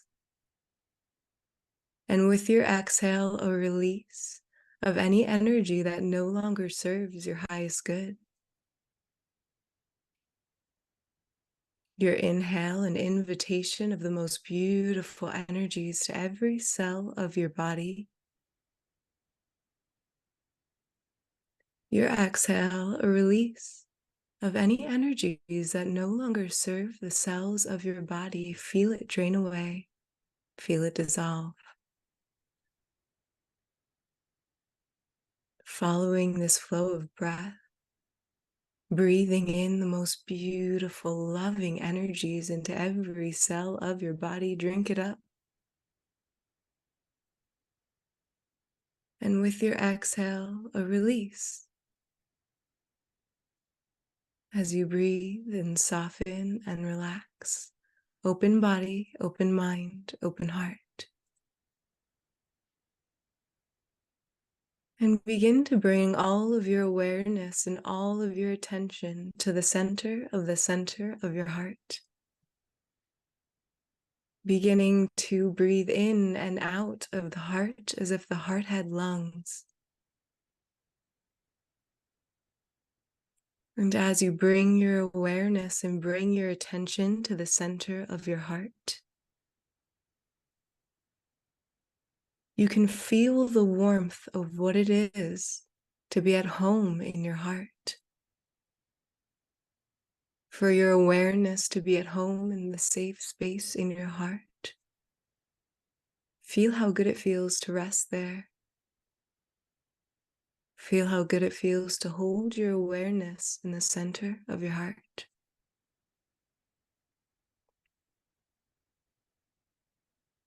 From the center of your heart, begin to become aware that at this moment on this night, you are meditating now with hundreds of other beings who also believe in a more beautiful world we all know is possible. Hundreds of other beings who are excited about the mysteries of the universe. Hundreds of other beings who are connected to the paranormal, to the spiritual, to the magnificent. And in a reality that it wasn't too long ago that we might have felt very alone in our connection to these things. Or maybe even these things felt foreign to us. At this moment, here and now, there's hundreds of us gathered together, opening our hearts to together, connecting together. Hundreds of people just did shadow work together. Can you feel how beautiful that is? How much we're evolving? How magnificent that is, and you're a part of it.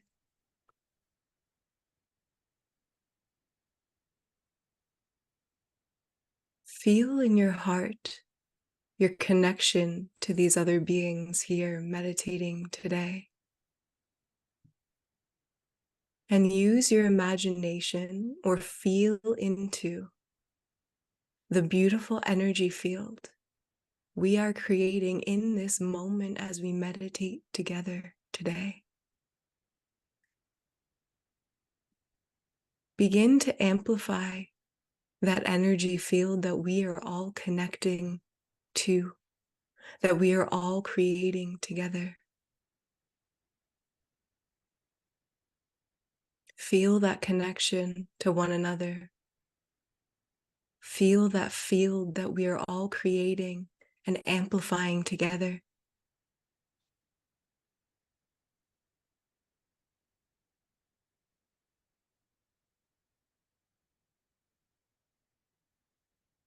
And through this field, begin to connect in with the beautiful energies of gratitude and compassion that all of us so powerfully just connected to. Remember that feeling of pure gratitude, of compassion.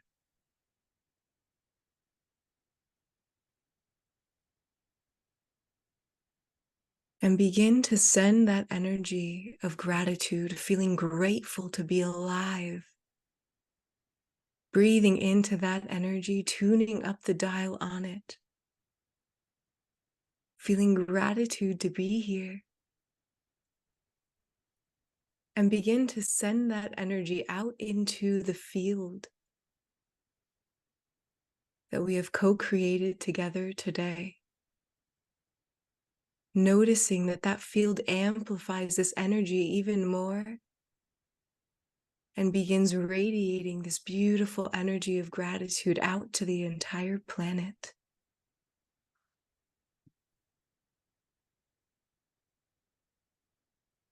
And now let's focus on the energy of compassion that you connected to earlier as well. Feel yourself breathing into and amplifying the energies of compassion. The energies of knowing we're all doing the best we can from our current level of consciousness.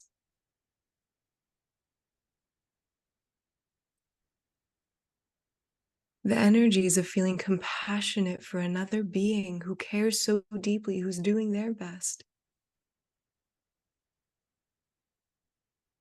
The energies of compassion for yourself, for knowing you've always done the best you could before you knew better.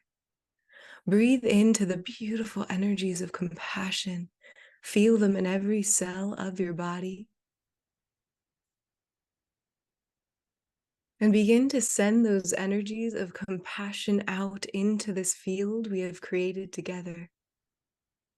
Feeling that the connection of us all amplifies this energy of compassion so beautifully. And this energy of compassion begins radiating out to the entire planet.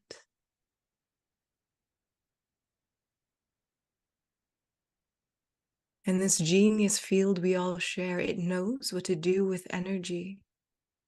And a being who needs that feeling the most may feel it in this moment as we radiate compassion out.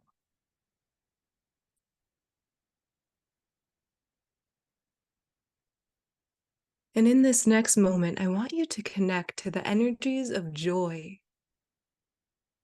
Maybe of a lighthearted joy, an innocent joy, a childlike joy. And if you'd like, begin to tune into a memory where you felt just like you were full of absolute joy. Maybe you were laughing with a friend. Maybe you were playing with an animal. Maybe you were laughing at yourself for something silly you did. Maybe you were just laughing and laughing at a show or a comedy skit. Tune into a memory where you're full of so much joy. And allow that energy to amplify the feelings of joy you're tuning into. And even though we might not know each other, begin to bring a really big and really goofy smile to your face in this moment and take a breath into that smile. And I mean a big and goofy smile. There are some of you I can see on here. Bring a big and goofy smile to your face and take a breath into it. And allow that smile to amplify that joy even more. And send that joy out. Feeling the amplification of that joy as we all tune into it together. Send that joy out.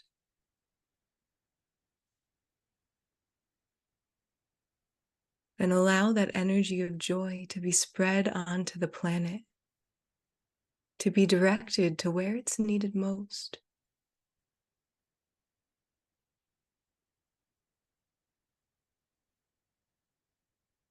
Now begin to bring your energy back to the center of your heart.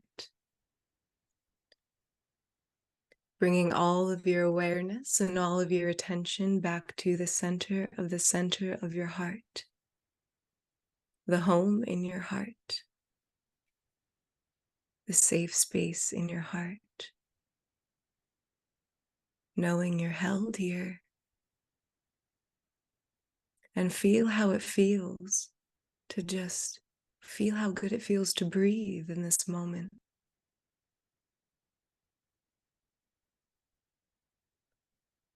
And keeping your eyes closed, feel yourself feeling really grounded in the room that you're in, gently becoming aware of the room that you're in with your eyes closed, just beginning to sense the room that you're in. Gently bringing your awareness fully back to this moment, to this time, to this space.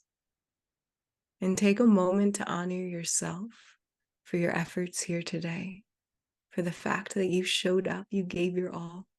You might not have expected JeffMara to be doing this, and some of you just rocked with it. That's so cool. Allow yourself to feel really satisfied with your efforts. And when you're ready, when you're feeling super grounded, maybe you're feeling lighter, maybe you're feeling a bit more free, you can go ahead and gently open your eyes as I pass it back to Tim for a beautiful all shift happily now that we love to all declare out into the universe together. And we'd love for you guys to join us. Beautiful. And Thank you. I just wanted to thank everyone for a moment for doing this, because this is powerful work that we're doing together, and it makes a huge difference. It really makes a difference on this planet beyond what we can fathom. So just wanted to thank you all. So thank you. And Tim, please take us away. Thank you so much, Sarah Zula, Kadri Rosen, Tevel, and JeffMara. Let's do the peak moment. We vocalize what we all want. Let's add ourselves to the most harmonious and beautiful timeline. So with all this energy that we have, and we have different beautiful guided meditations, let's speak it into existence. The mantra, the wording is all shift happily now, and we all do it together. We are hundreds of people, and we want that in our existence. So make it powerful, make it loud, let your neighbors see it, and do it together. So all in the chat, please unmute yourself. Kadri, Roxanne, Bobby, Michael, Tavel, Sarah, Jeff, all together. The words are all shift happily now. And we say it together in 3, 2, 1. All shift happily now. Happily now. Thank you so much. I just want to express my gratitude and let you four know that I'm so thankful for you coming and leading this meditation tonight. You all were amazing. Thank you so much, Jeff, for having us. Thank And thank you, JeffMara community, for being with us. Even though it might be a little exotic, we had different levels. We had beautiful shadow work. We had beautiful subconscious work, the light work. Thank you so much for doing this with us. You are important, you are seen, and you are here for a reason. It's true. It's true. Thank you. Well, where I want to go from this now is usually I end at 9, but there are people here that I want to kind of switch it to my normal programming for people who want to personally come and share. I don't know if you guys are still, you're more than welcome to hang out with us. If not, I want to express my gratitude for having you here. And people can either come on and share, or maybe if they want to come on and ask one of these guests a question, I'm open to that too. You know, I just want to, there are 5 people in the waiting room, so I'm just going to like bring in one at a time, and we got a couple people here. So, Bobby or Michael, would you like to either say something or ask our guests a question? Sorry, I just said to unmute then. Yeah, there you go. Hello, everybody, and really lovely to meet you all. I feel like I've found a new family. It's lovely. I was actually coming on board to share an experience that I've had, so I'll flip into that if that's okay. Sure. I hope it's not going to divert the energy too much, but it is in alignment with everything. Yeah, because I do a lot of channeling, and I was channeling away, and I got up to this where I had this thing that my guides are bringing through, explaining that we can actually manifest our reality through light. And when we get to these higher frequencies, we can use the light that's within us to manifest. So what they said is they brought me back to these dreams where I actually went into potential new earth. And when I was there, they showed me how to put my hand out, and then this light would like form out of my hand. And then with my intention, I could, like my imagination, form a wall or a side of a house, a window, a door, or whatever I wanted. And then with the focus of myself, I could actually materialize it into reality. Now, I know that's far-fetched, but these are in these high-end dreams where my mind is completely still. And I've been taken to these potential Earths, so to speak, from my guides, the Cyanians and the Palladians. And then they said to me that I'd already had these experiences. And I remembered there was these experiences, especially with one of my friends, where we were sitting down and I was talking about this nursery rhyme that I'd made up for my children at the time that were very young. And when we were talking about it, a light came out of me and it formed a little light that was outside of me. And then it sat on my knee. And the actual nursery rhyme was about there's a fairy on my knee. And then they said, don't forget, you also have a video that you've produced this. And that's true, because when I first started to go live, and I wasn't even going to go live. It was actually just an experiment to see what I looked like live. A couple of years ago, I was saying, I am real, because I'd brought out Codes to a New Reality series. And that series, actually, I wasn't on it. I was just like producing like beautiful images and stuff like that, music and some channel message. So when I went back, I remembered, yes, I was saying, I am real. And then there's this light came out of the side of me, and then it went above me, and it changed form as it went. And I actually have that recorded.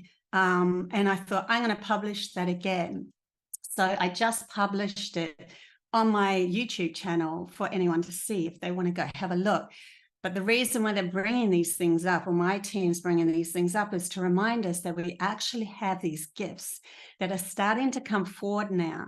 And lots of people, that the gifts are different than what they actually thought of. You know, we've got the universal language of telepathy, we've got telekinesis and all those beautiful, wonderful words that we know about. But there's these unusual gifts that people have from previous lives when they were on other planets, especially what we call the star beings or whatever, that they actually come here to bring up these gifts. And the shadow work that we've been doing is enlightening all of those gifts again, and to remind us that we can do way more with our power than what we have been in the past. So that was what I wanted to bring up. You know, when you were talking about that, it made me think a little bit about were your guides showing you potential worlds that you will shift into later? Yeah, they kept taking me through these dreams. Whenever I was in these potentials, my mind was just so still, no monkey mind whatsoever. And I just had this euphoric feeling. Colors were very vibrant. And then there was these abilities that we had. And it was just an understanding and knowing that we were all one. So then with that came the ability to be telepathic and to be able to teleport. Like I lived in one of these places at the top of a mountain. So, you know, you're free to do whatever you like. It's like you're stepping out of the matrix of only outside of you is real. And it's more to do with how you feel about yourself and coming back to a central place within yourself, which is so beautiful, that meditation that we did, that we keep coming back to the center of ourselves and our being, which is where that spark essence is of source energy, which is like a Taurus belt that goes out on an adventure. And we're all living, you know, this beautiful adventure in this body. We're just a soul, where we we are a soul or God going on an adventure in this body. And that's what life is. It's all around us, and the insects and everything. So yeah, it's awesome. But they did, yeah. Bobby, thank you for sharing that. You're sharing your experiences with us. Well, I want to ask Tim something real quick. You know, you speak about beings, but I've never heard you speak about guides before. What is your take on guides, and do we all have guides around us at all times? That's a beautiful question. Yeah, if we look into the systematic build-up of the universe, we will see that the universe is made in such a way that it's guiding itself through other beings, through other experiences, even time itself, which is also an illusion in the singularity. It's helping us because there are beings, excuse me, there are beings before us, If Kadri was here, he could talk about the Ahnen, which is the ancestors. They're beings that come, after us, and other beings are here. And when you look into the way that that consciousness is structured, then we will see that we undergo this process of raising our consciousness up to a certain level, and we all have a higher self that is already here, a version of us that is already here, because time, even though it's happening in someday, is already happening here. So all of you, every one of us, has a being of us that lives in the past and a being that lives in your tomorrow. And the people, the Native Americans, have this beautiful story where you basically feed or give energy to that being that you will become. But this being is already here, and the more you connect to this, and the more you connect to this higher nature, this more experienced nature, the more you are guided, because you are drawn to this point where you are yourself. So guidance is everywhere. Would you say then that our guides are really just other versions of ourselves on other timelines? Or are they other beings as well? Or both? I mean, we have some beautiful people in the community that have dogs, have cats. Maybe people in your community have that. You are a guide to your dog too. You are a guide to your children. But your children, and that should be the reality. It's not always that way in this society. Your children should be guiding you too, because they come from a place, they can bring knowledge and new aspects. And a lot of people, have children in order to make experiences, to remind themselves of certain memories that they had when they were young. So no, I would say that there's guidance all over the place. If you're open for otherworldly guidance, and I mean that physically, I mean that literally, like multi-dimensional then these beings are there. I'm sorry? I said like multi-dimensional beings? Yeah, these beings are I've here. definitely had that Oh yeah, happen a lot. 100%, Bob. Yeah. These beings are I've here. actually met a lot of beings because my mum could actually see into other dimensions, and so I've had that experience throughout my whole life. They've visited me, and that's why I know there's specific beings that work with me, because I've seen them. I've interacted with them. Yeah, it's true. And thing is, you do not have, because some people resonate with this more and some less, but you do not have to do that. You can see and find guidance. I'm sorry we talked so much. You can find guidance in a stone. You can find guidance in animals everywhere. It's interesting to think about. Michael, what do you have to share with us today? Oh, there he is. You guys can hear me okay? Yes, sir. All right. Well, good evening, everybody. I think the first thing I had something planned, which was on the wall chart behind me, which is has to do with the symbology of the soul as it appears in dream interpretation. But I'm going to narrow in, focus in because of the time. So first of all, I want to thank everybody. I want to thank you for participating, sharing, and creating sacred space. I would say that for me, the part that most stood out and most produced some excitement in me was when we imagined that we were all doing this together. That is to say, we brought into awareness, right? We brought into I am awareness that we were all doing this at the same time. And there's something so powerful and really very encouraging about that, right? That as many of the meditation leaders said, the fact that we know we're doing this together, that we are going through this process, that we are caterpillars becoming butterflies, right? It is hard to figure out because we're stuck in the cocoon and we're like, what's going on here? So again, thank you both, everybody who led the meditation and everybody who participated in the chat. I love you.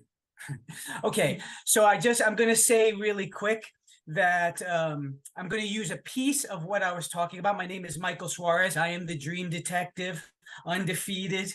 I have written a few books on dream interpretation. I have a YouTube channel, Instagram, and so on. And I often come on part of this wonderful community or in the Discord and interpret the dreams that people have. So I've been working on this model recently. One of the things is of what the soul is, because when people and clients come up to me, they often mention a house, right? And by studying the house, you'll actually begin to realize the house is the being. It's us. It's the dreamer. And the more important and interesting part is the inside of the house is the human soul. And all the different rooms in the house are the different states of the soul. Okay. Now I'm going to again narrow this in, but you could go through like, hey, what's a bathroom? Well, that would be relief, or that would be purification. You can do a bedroom. What would that be? That would be rest, or that would be intimacy, right? And the things that are going on inside each of those rooms are commentaries that are being produced from the inside out. So I'm going to use an example that is attached to the house, which is very interesting and I think is most fitting. So I've had a few people, even in the Discord recently, who started to have dreams that were related to windows. Yeah, you got me? Windows. So what is a window? Okay, because this is a symbol that's appearing in the astral realm based on our feelings. A window is how we see, and again, notice how straightforward and easy to recognize this is. A window is how we see things. A window is how we see the outer world. That's exactly what the symbology is. Now, how does it play out in a dream? And this is where it gets interesting based on all of us evolving. So somebody had a dream. I'm going to give you two quick examples. Somebody had a dream where they said that they were told it was bad to have old-fashioned windows. I like that one, right? Very, very strange. It's a bad thing to have old-fashioned windows. I meditated on that for a second, then I realized what's being said. It's bad to have old-fashioned ways of thinking and looking at things. You see that? Right? You see the symbology there? We're going to add to it. There was another person who came and they had a new window up in this dream. And they had these old curtains that they wanted to put on the window. And in the dream, they were told not to. Okay? They were warned against it. There's more to it. But that central piece through the symbology is so beautiful because what she was being warned against was putting old views or old ways of seeing things on top of a new perspective. Old curtains on top of a newly built window. So I think that particular one is a great way to imagine everything that we're going through. Right? The view from our windows is being changed. I'll leave it at that. That was great, Michael. That was really interesting. I'm glad that you brought that up. That was something new, and I thought it was amazing. Thank you. Thank you for sharing. Thank you. All right, now thank you for having this, Jeff. Always appreciate it. Thank you. I for those who for Tim and Sarah doesn't realize that sometimes we go under attack on this live stream, that people come here and do crazy stuff. So I have to vet people. And so while I'm waiting, actually we got John Martin here. John Martin has live UFOs. And I'm going to bring him in real quick and see if he's got UFOs live. He's a classical guitarist and he'll play live, and he's got his cameras up and rolling. So let's see if we'll cut to him and see if he's out there. John, wait, he's connecting. That'll be amazing if we actually get some UFOs right now. He's done it before, and sometimes they're there and sometimes they're not. Jeff, this is so cool that you do this. This is so awesome. Thank you. Thank you. John, are you there? Hey, Jeff, how are you, brother? Great. How are you feeling? I know you couldn't make it for the last couple of times. Yeah, I'm doing very well. Thank you. And this is pretty late for you. You're out there still with all your gear? Well, no, actually, it's storming tonight. I made a compilation video for you. Oh, okay. You want to share it for us? If I can put it on the screen share? Yeah, it'd be great. All right. Let me put that on. And so, yeah. Just to let everybody know, if you're new here, John, he actually calls it CE6 meditation, I think, right, John? Yes, that's right. He projects his classical guitar playing into the universe, and they show up, and he records them. That's amazing. I love it. It is amazing, yeah. And John got the idea from having dinner with President Carter, who told him about his UFO experience, right, John? That's right. Yeah, we had dinner in Toledo, Spain, and he spoke about his UFO encounter in the 60s, and that beautiful conversation just gave me the impetus to try the experiment myself, to combine music and projecting into the universe to see if I could get a reaction from our star family. And I've had many thousands of really beautiful interactions. There you Hey go. there. Hey. We can, we can share it whenever you wish. Yeah, I'm ready. I'm Okay. ready, I'm willing, excited. and able. 1 second. Let me get it set up here. Once he starts, I'm going to turn off your camera. Maybe you guys, you don't leave, but just turn off your camera when he starts so we can see it real clear, like full screen. Let me turn off mine too. There we go.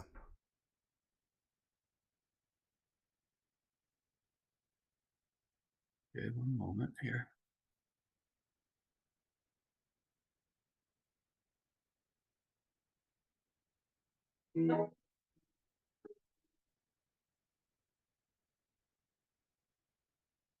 Are you seeing anything, Jeff?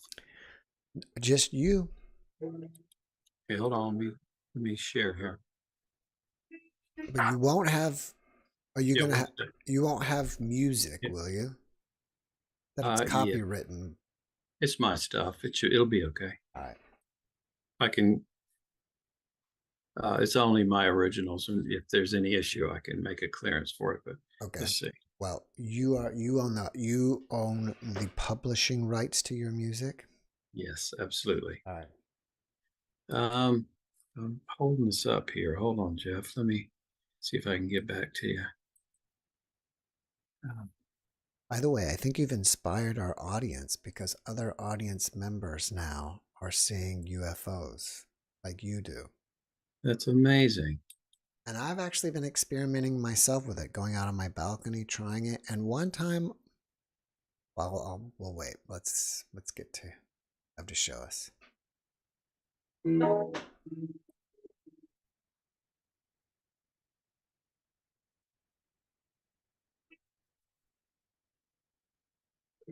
This was just the last few days. Oh, great.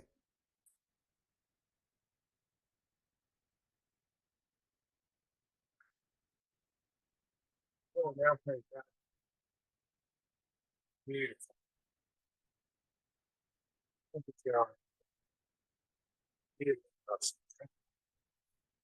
Hey, my lovely family. Thank you. Gorgeous. Hey, such a pleasure. Thank you. Oh, they're doing it. They're absolutely doing it. There it is. Thank you, friends. Gorgeous. Flying with the planes now. I asked them to do that.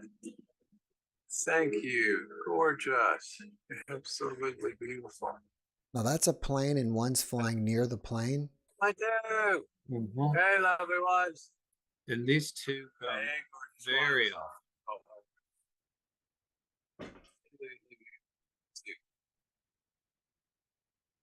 Hey, oh, look at y'all. See how this does. Perfect. Right through the center. Y'all are so wonderful. Thank you, friends. Love y'all. Thank you. Sweet friends. Oh, my gracious. Thank you. Oh, it is so lovely to see you tonight. Thank you, beautiful ones. Gorgeous. I'm trying to have my ring out, so if you can speak down low this way, it would be super cool. It's a little project. I'm quite ready to do it yet. Thank you, beautiful ones. Love y'all. Thank you. Oh, my goodness. How absolutely beautiful. Thank you, my friends. Thank you, gorgeous ones. What a great pleasure. Thank you. So beautifully done, friends. Thank you so much. Well done. Thank you. I really needed that tonight. Wow. Is that ever bright? Thank you, gorgeous ones. Hey there. Fantastic. I saw you, sweet friend. Gorgeous. Thank you. Thank you, beautiful one. Wow. Incredible. So incredible. Thank you, loveliest. That's mine too. That's absolutely mine too. Flashing to me. Love y'all. Thank you.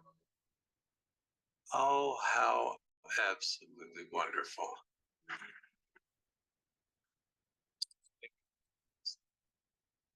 Oh, y'all are so wonderful. Thank you for tonight. Thank you for coming to see me. Hey there. Oh, how beautiful. Absolutely beautiful. Thank you, friends. Gorgeous. Absolutely gorgeous. Thank you.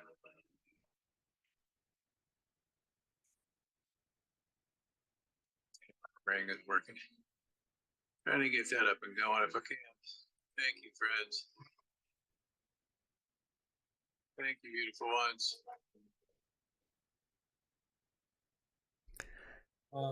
Those were a lot brighter than the last time we've seen those. Those were amazing. Yeah, are you still seeing the video or not? No. Let me run something by you here for a second. I had a guest on not too long ago, and we were talking that because I was asking about how these beings in a ship can hear our thoughts, right? Yes. And this guest was telling me that the interdimensional being is literally sitting right next to us and creating these lights for us. The being is sitting next to us, not up in the ship, and the being is creating these orbs. I think the possibilities are nearly endless, as your wonderful guests have shared with us tonight. It's everything is open, everything is available to us, and our own abilities are reflected in our star family. And what we can do is mind-boggling. I think as so many of your wonderful guests have shared with us tonight.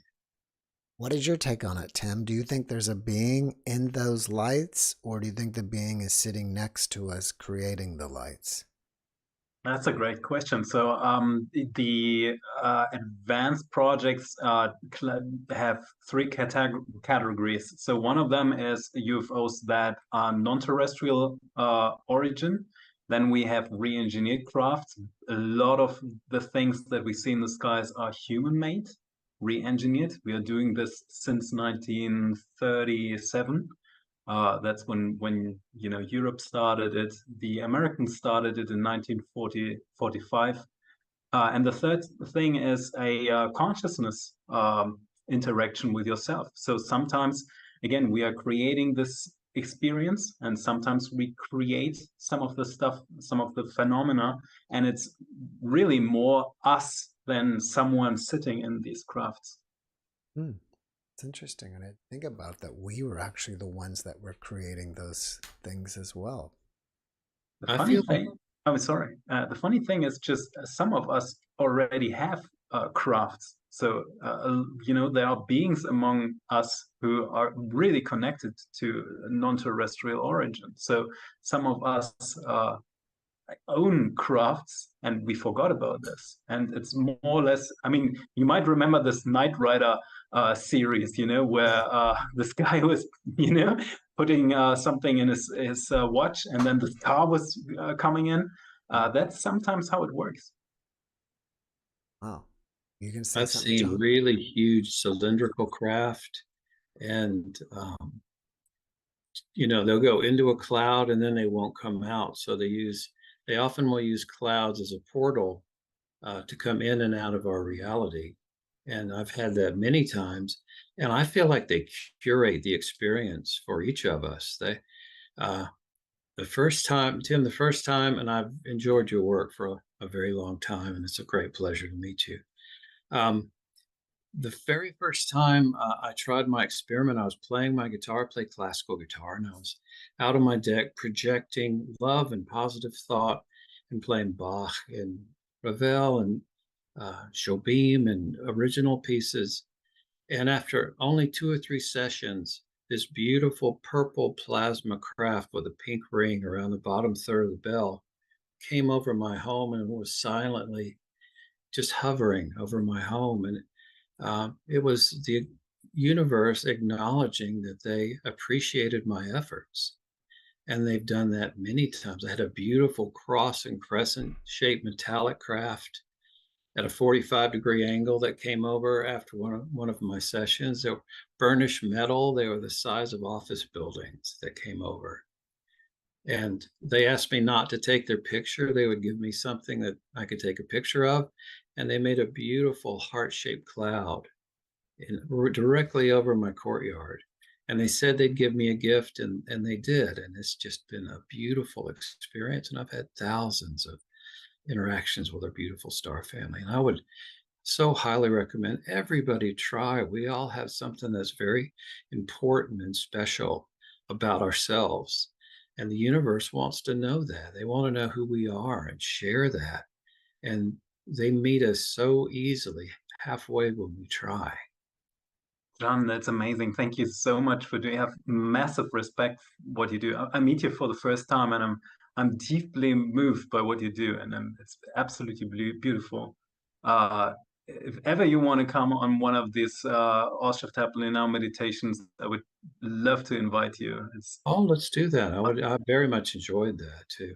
And I've been your friend who was talking about, I've been burning a lot of karma recently. There's a lot of challenges I've been dealing with. And so that was very helpful for me tonight. And every one of your contributions really resonated with me. So thank you. I'd love to do that. That's amazing. I mean, Jeff, thank you so much. What you're doing is amazing. You're bringing people together. That's a God-given talent you have. And just one thing about music, because people might not realize that, but music is the first embodiment of our soul, the first thing. All these ancient texts talk about how the world was created in music. And when we were, still unaware of what we are, we created the sound, and even all these ancient texts talk about it, even the Germanic texts, and interestingly enough, all planets have a distinctive sound to it, and there are beings outside that orient themselves in the universe by just listening. They do not have a GPS or something, but they even like bats see the room through sonar. They are perceiving the frequential tone of a planet in order to know where they need to go. So what you do, John, I have massive respect for that. Beautiful. Thank you so much. Thank you, Tim. It's amazing how just one voice and one mind and one spirit and one heart can connect so deeply throughout the universe. And I feel there's a quantum aspect to it where it's not locally encased. I feel like it goes through all the dimensions and throughout the universe. And it's just been a great revelation to me that we have that ability. And I've been doing it. Jeff and I, we have a number of Saturday nights. I go out and we live stream together, and we actually had a UFO camp come over, I think on our first attempt, didn't we, Jeff? Yeah, we did. It was amazing. I felt like it was the first live streamed UFO sighting in the history of YouTube. I mean, and we captured it here. I don't know. I don't have any stats. I can't tell you for sure, but I felt like it was. I still think it is. I don't know who else is doing it but us. And you are a great inspiration to me, my friend. Well, I'm truly impressed and honored to be part of your community as well. Well, thank you. And I didn't finish. I was going to say earlier that you even inspired me to go outside with my guitar and play. One time I saw a shooting star, which I don't know if that would still be our star family or not. And one time I thought maybe I saw one kind of off in a distance, and then it kind of disappeared, and I wasn't sure, but it at least inspired me to keep going. That's wonderful. You know, I'd been playing it. I've often there will be around religious holidays too. I found I was walking my dog. It was Easter Monday. I went to the park, and a portal opened, and this beautiful higher dimensional being came through. And it was just one of them. I've got 5 pictures of it in my book. Wow. And I actually looked away from this beautiful being because it was so beyond this realm. And I questioned why I did that. And I went back to the park that night, and this beautiful golden energy dropped down to about treetop level, and I apologized. I said, I'm really sorry. I was not able to give that beautiful being the time it deserved. And the energy just expanded like 20 times, understanding how, this is a challenge. This is something that we're really stretching ourselves when we do this work. And I think it's so vital and important. Well, Tim and I talked on the podcast together that some ETs, just their frequency, we can't handle. Yeah. It's just too different from us or something, and we may feel uneasy or fearful. Not that they're projecting anything that would make us be afraid. It's just their energy mixing with ours doesn't work out well. I've never had any fear whatsoever, but the purity of these higher dimensions is something that takes a little getting used to for me.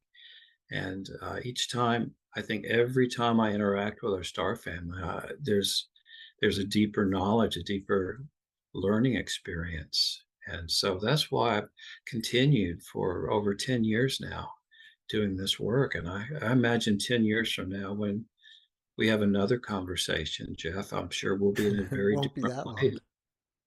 Yeah, well, yeah, that's true.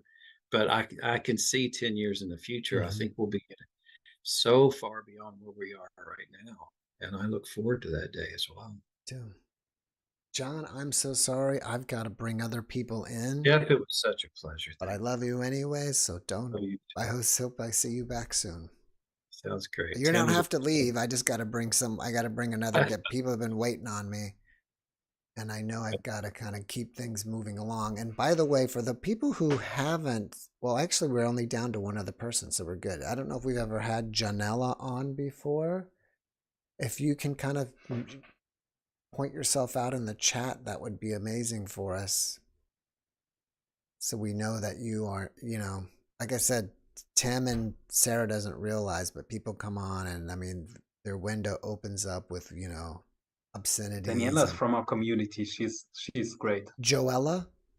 Oh, Joella. I don't know. Oh, Janella. I'm sorry. Janella.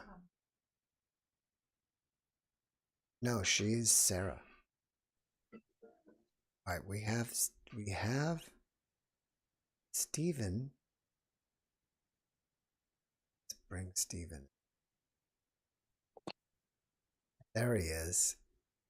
There he is. There he is. Oh, hello. I had there, great darling. meditation earlier, darling. It was wonderful. Really connected to. Stephen, welcome. What's going on this week? Oh, what's going on? Oh, well, every day's hard for me, so that's why I asked for prayer and whatnot, so I can continue. Let's get the balls going here. Now, Stephen is our orb juggler. I bring the light. We gotta bring the light. And he usually gives us some acts of juggling. The show must go on. That's what I say. Jeff, this show is amazing. I had the best time here. I love it. I don't know if you can hear the music, but I put on music too. If you don't, you have to hear it on the replay.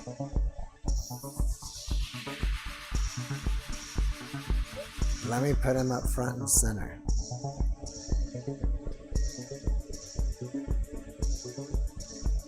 Now, I've never seen these in the sky before.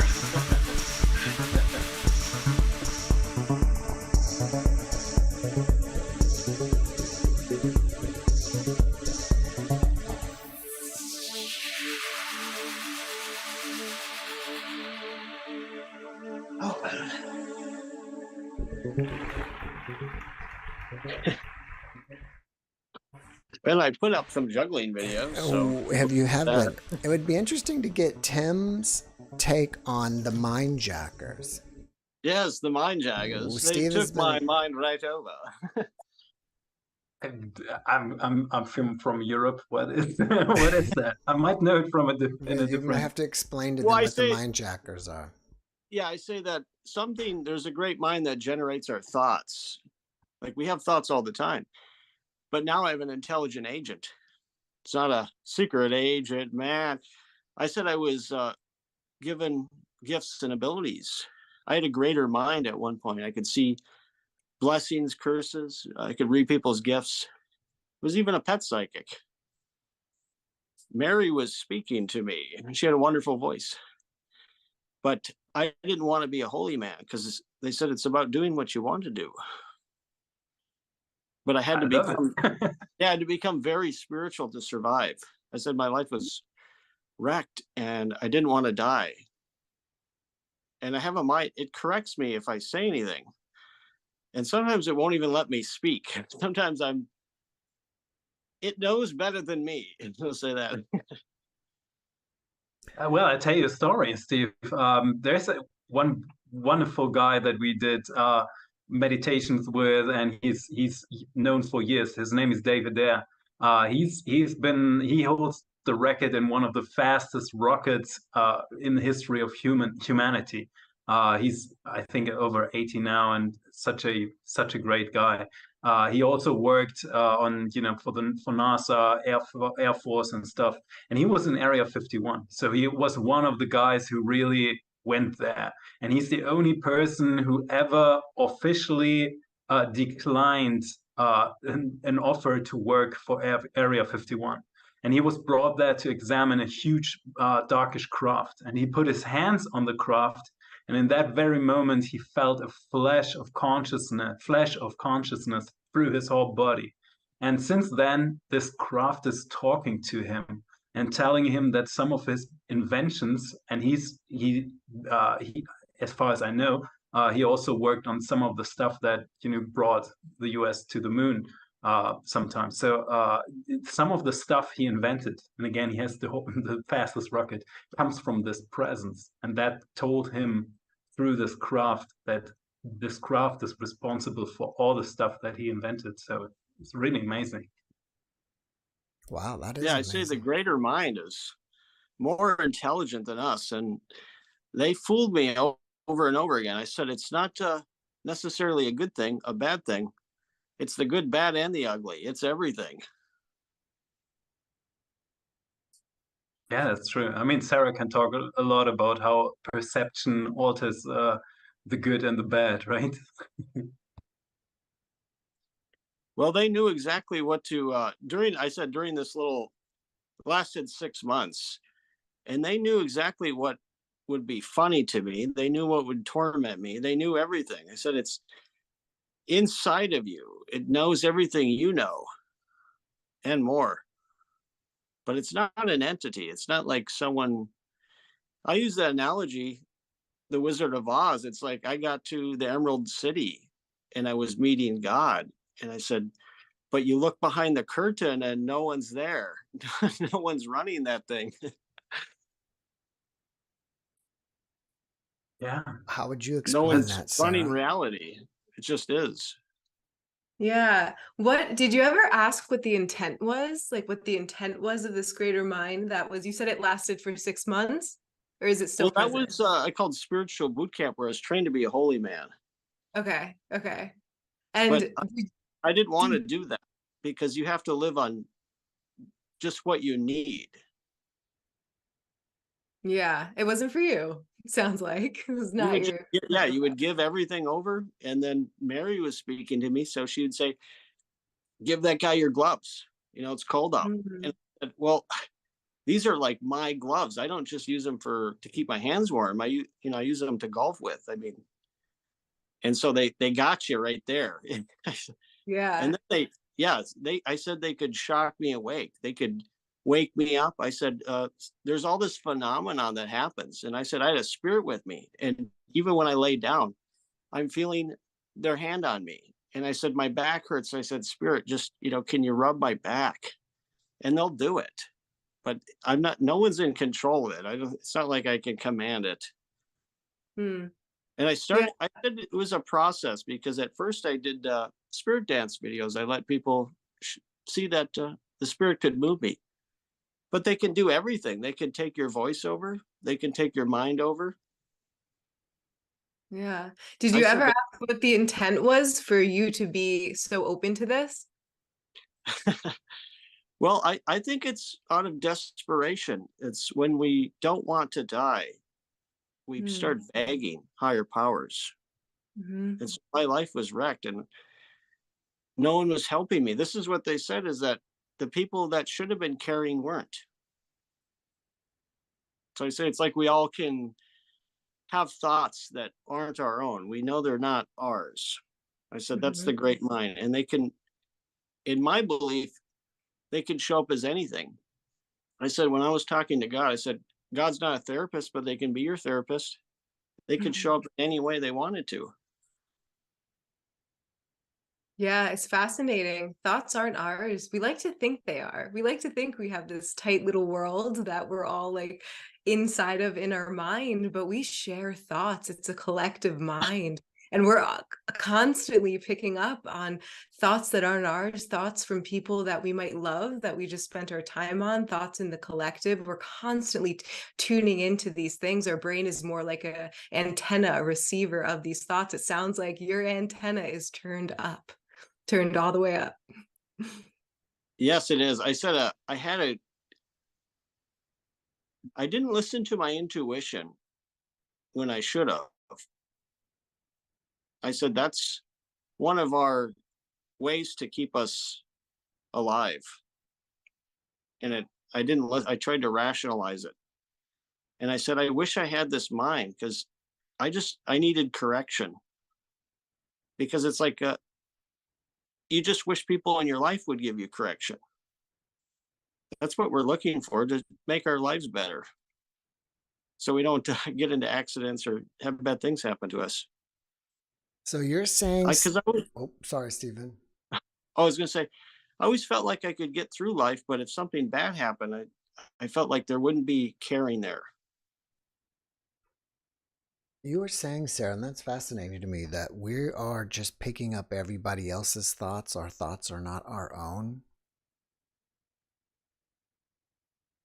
Yeah, absolutely. I like to think of it like we hold a certain frequency, and based on that frequency we hold, we tune into that wavelength of thought that might be there.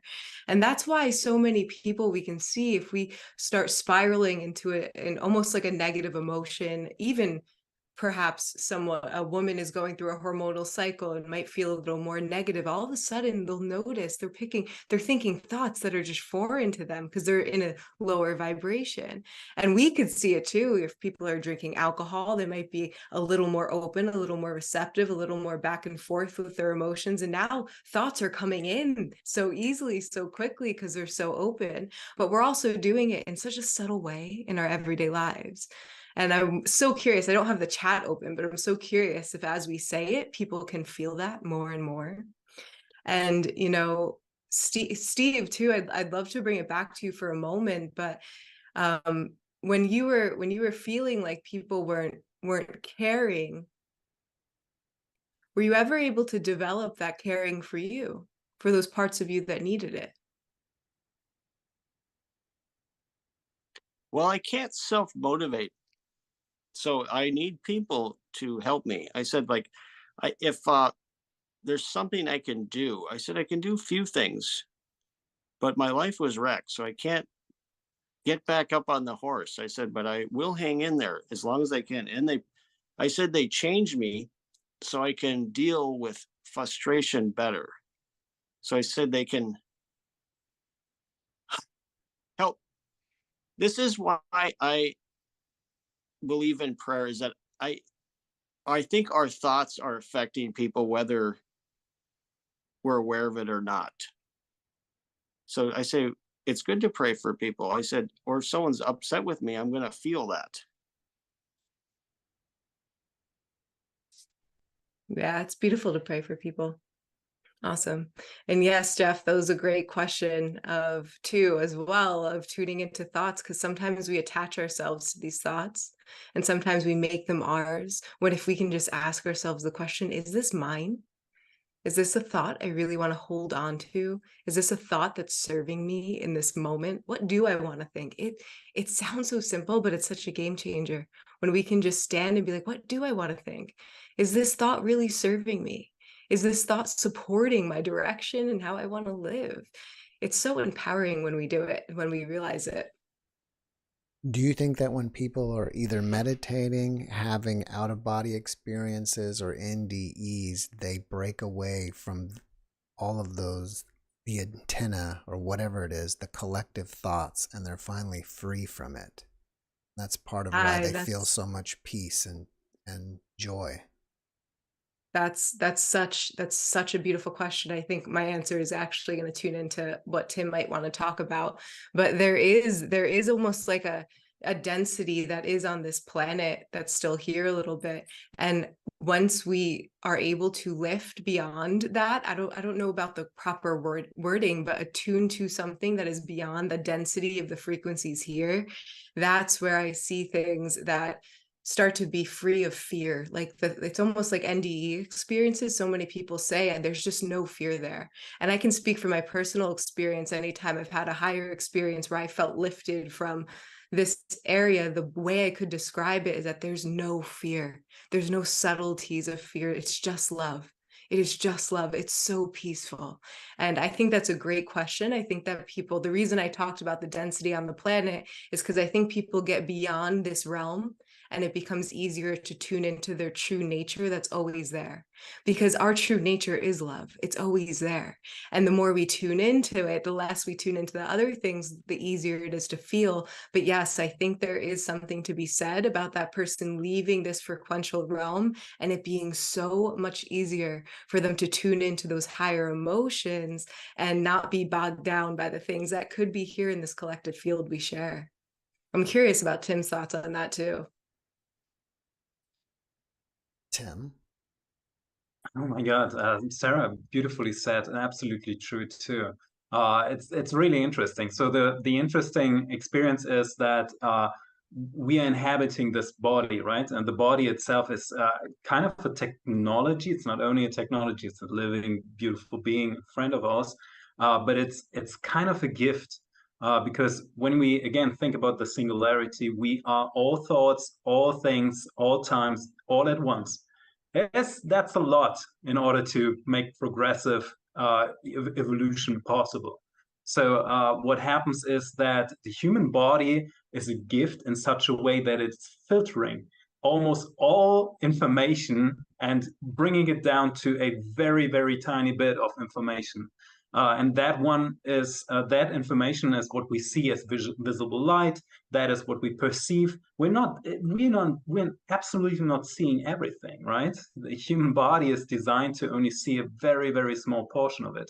And the beautiful thing is, for example, if you alter your mind status, for example, through meditation, but also through certain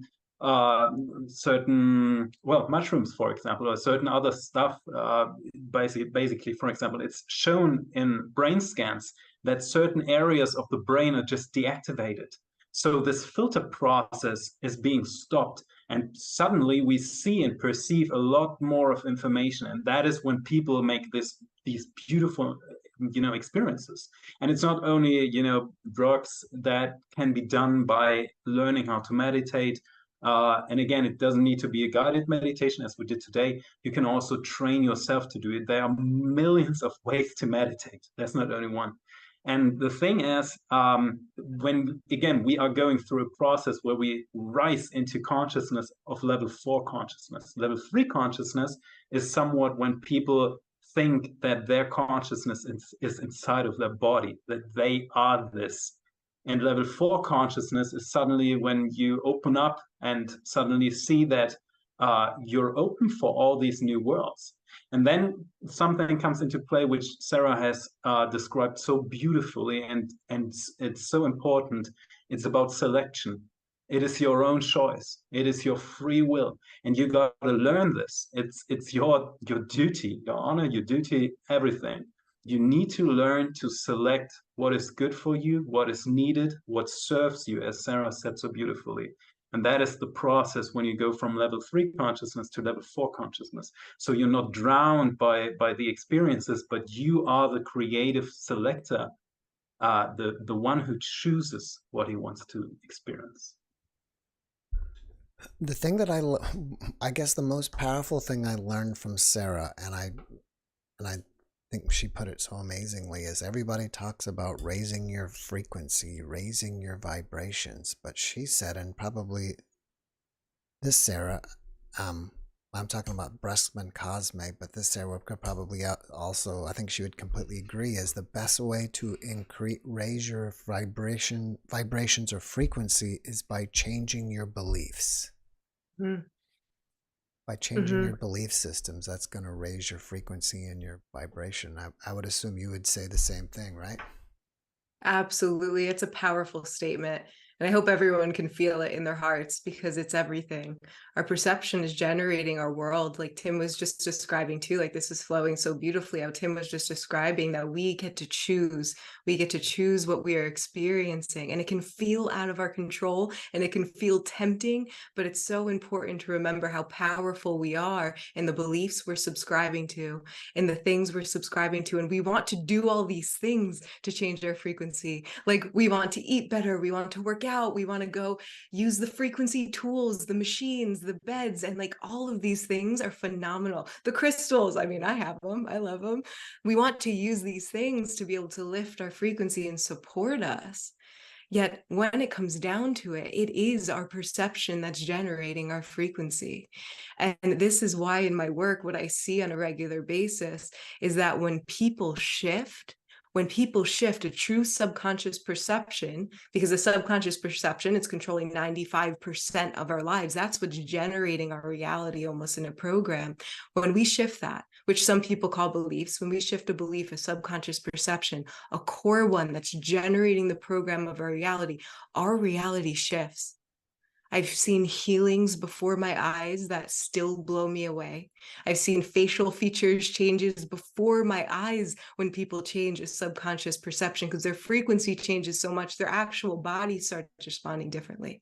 And I see people's realities change when they're on a call with me. They'll be on a session with me and they'll message me right after and they'll say, Sarah, you won't believe this. I can't tell you how many times I've heard that. But I don't share that because of these sessions. I share that because of my sessions or my work. I share that because we all have that power in us. It's just us realizing that, oh, wow, when I'm experiencing something in my reality, instead of trying to change the thing in my reality, instead of trying to raise my frequency, let's observe my perception of the experience so I can start cleaning that up. Because when I start cleaning that up, the experience starts mirroring to match that. It's phenomenal. So I love that she said that. Really wonderful and powerful. Yeah. Well, guys, I usually finish at 9 and it's already almost 10. So I'm in an hour overtime and I'm going to be ending here in a minute, but I just want to send to you both my gratitude, my thankfulness. I appreciate you both for coming and spending the evening with us and bringing us this meditation. I really appreciate you. And to all the audience out there, I really appreciate you coming and joining us. And also you, Stephen, for coming not only tonight, but every night. Stephen has never missed, well, he took a break for a while, but generally he's never missed a podcast. He's been a contributor every weekend for years. So, Stephen, we really appreciate you as well. Thank you very much for having me on, Jeff. And I appreciate everyone in the comments. So with saying all that, I want to say, everybody, thank you guys for an amazing show. I really appreciate you all. I love you all. God bless you and have a great night. Thank you so much. Thank you so much, Jeff. Bye-bye, everybody.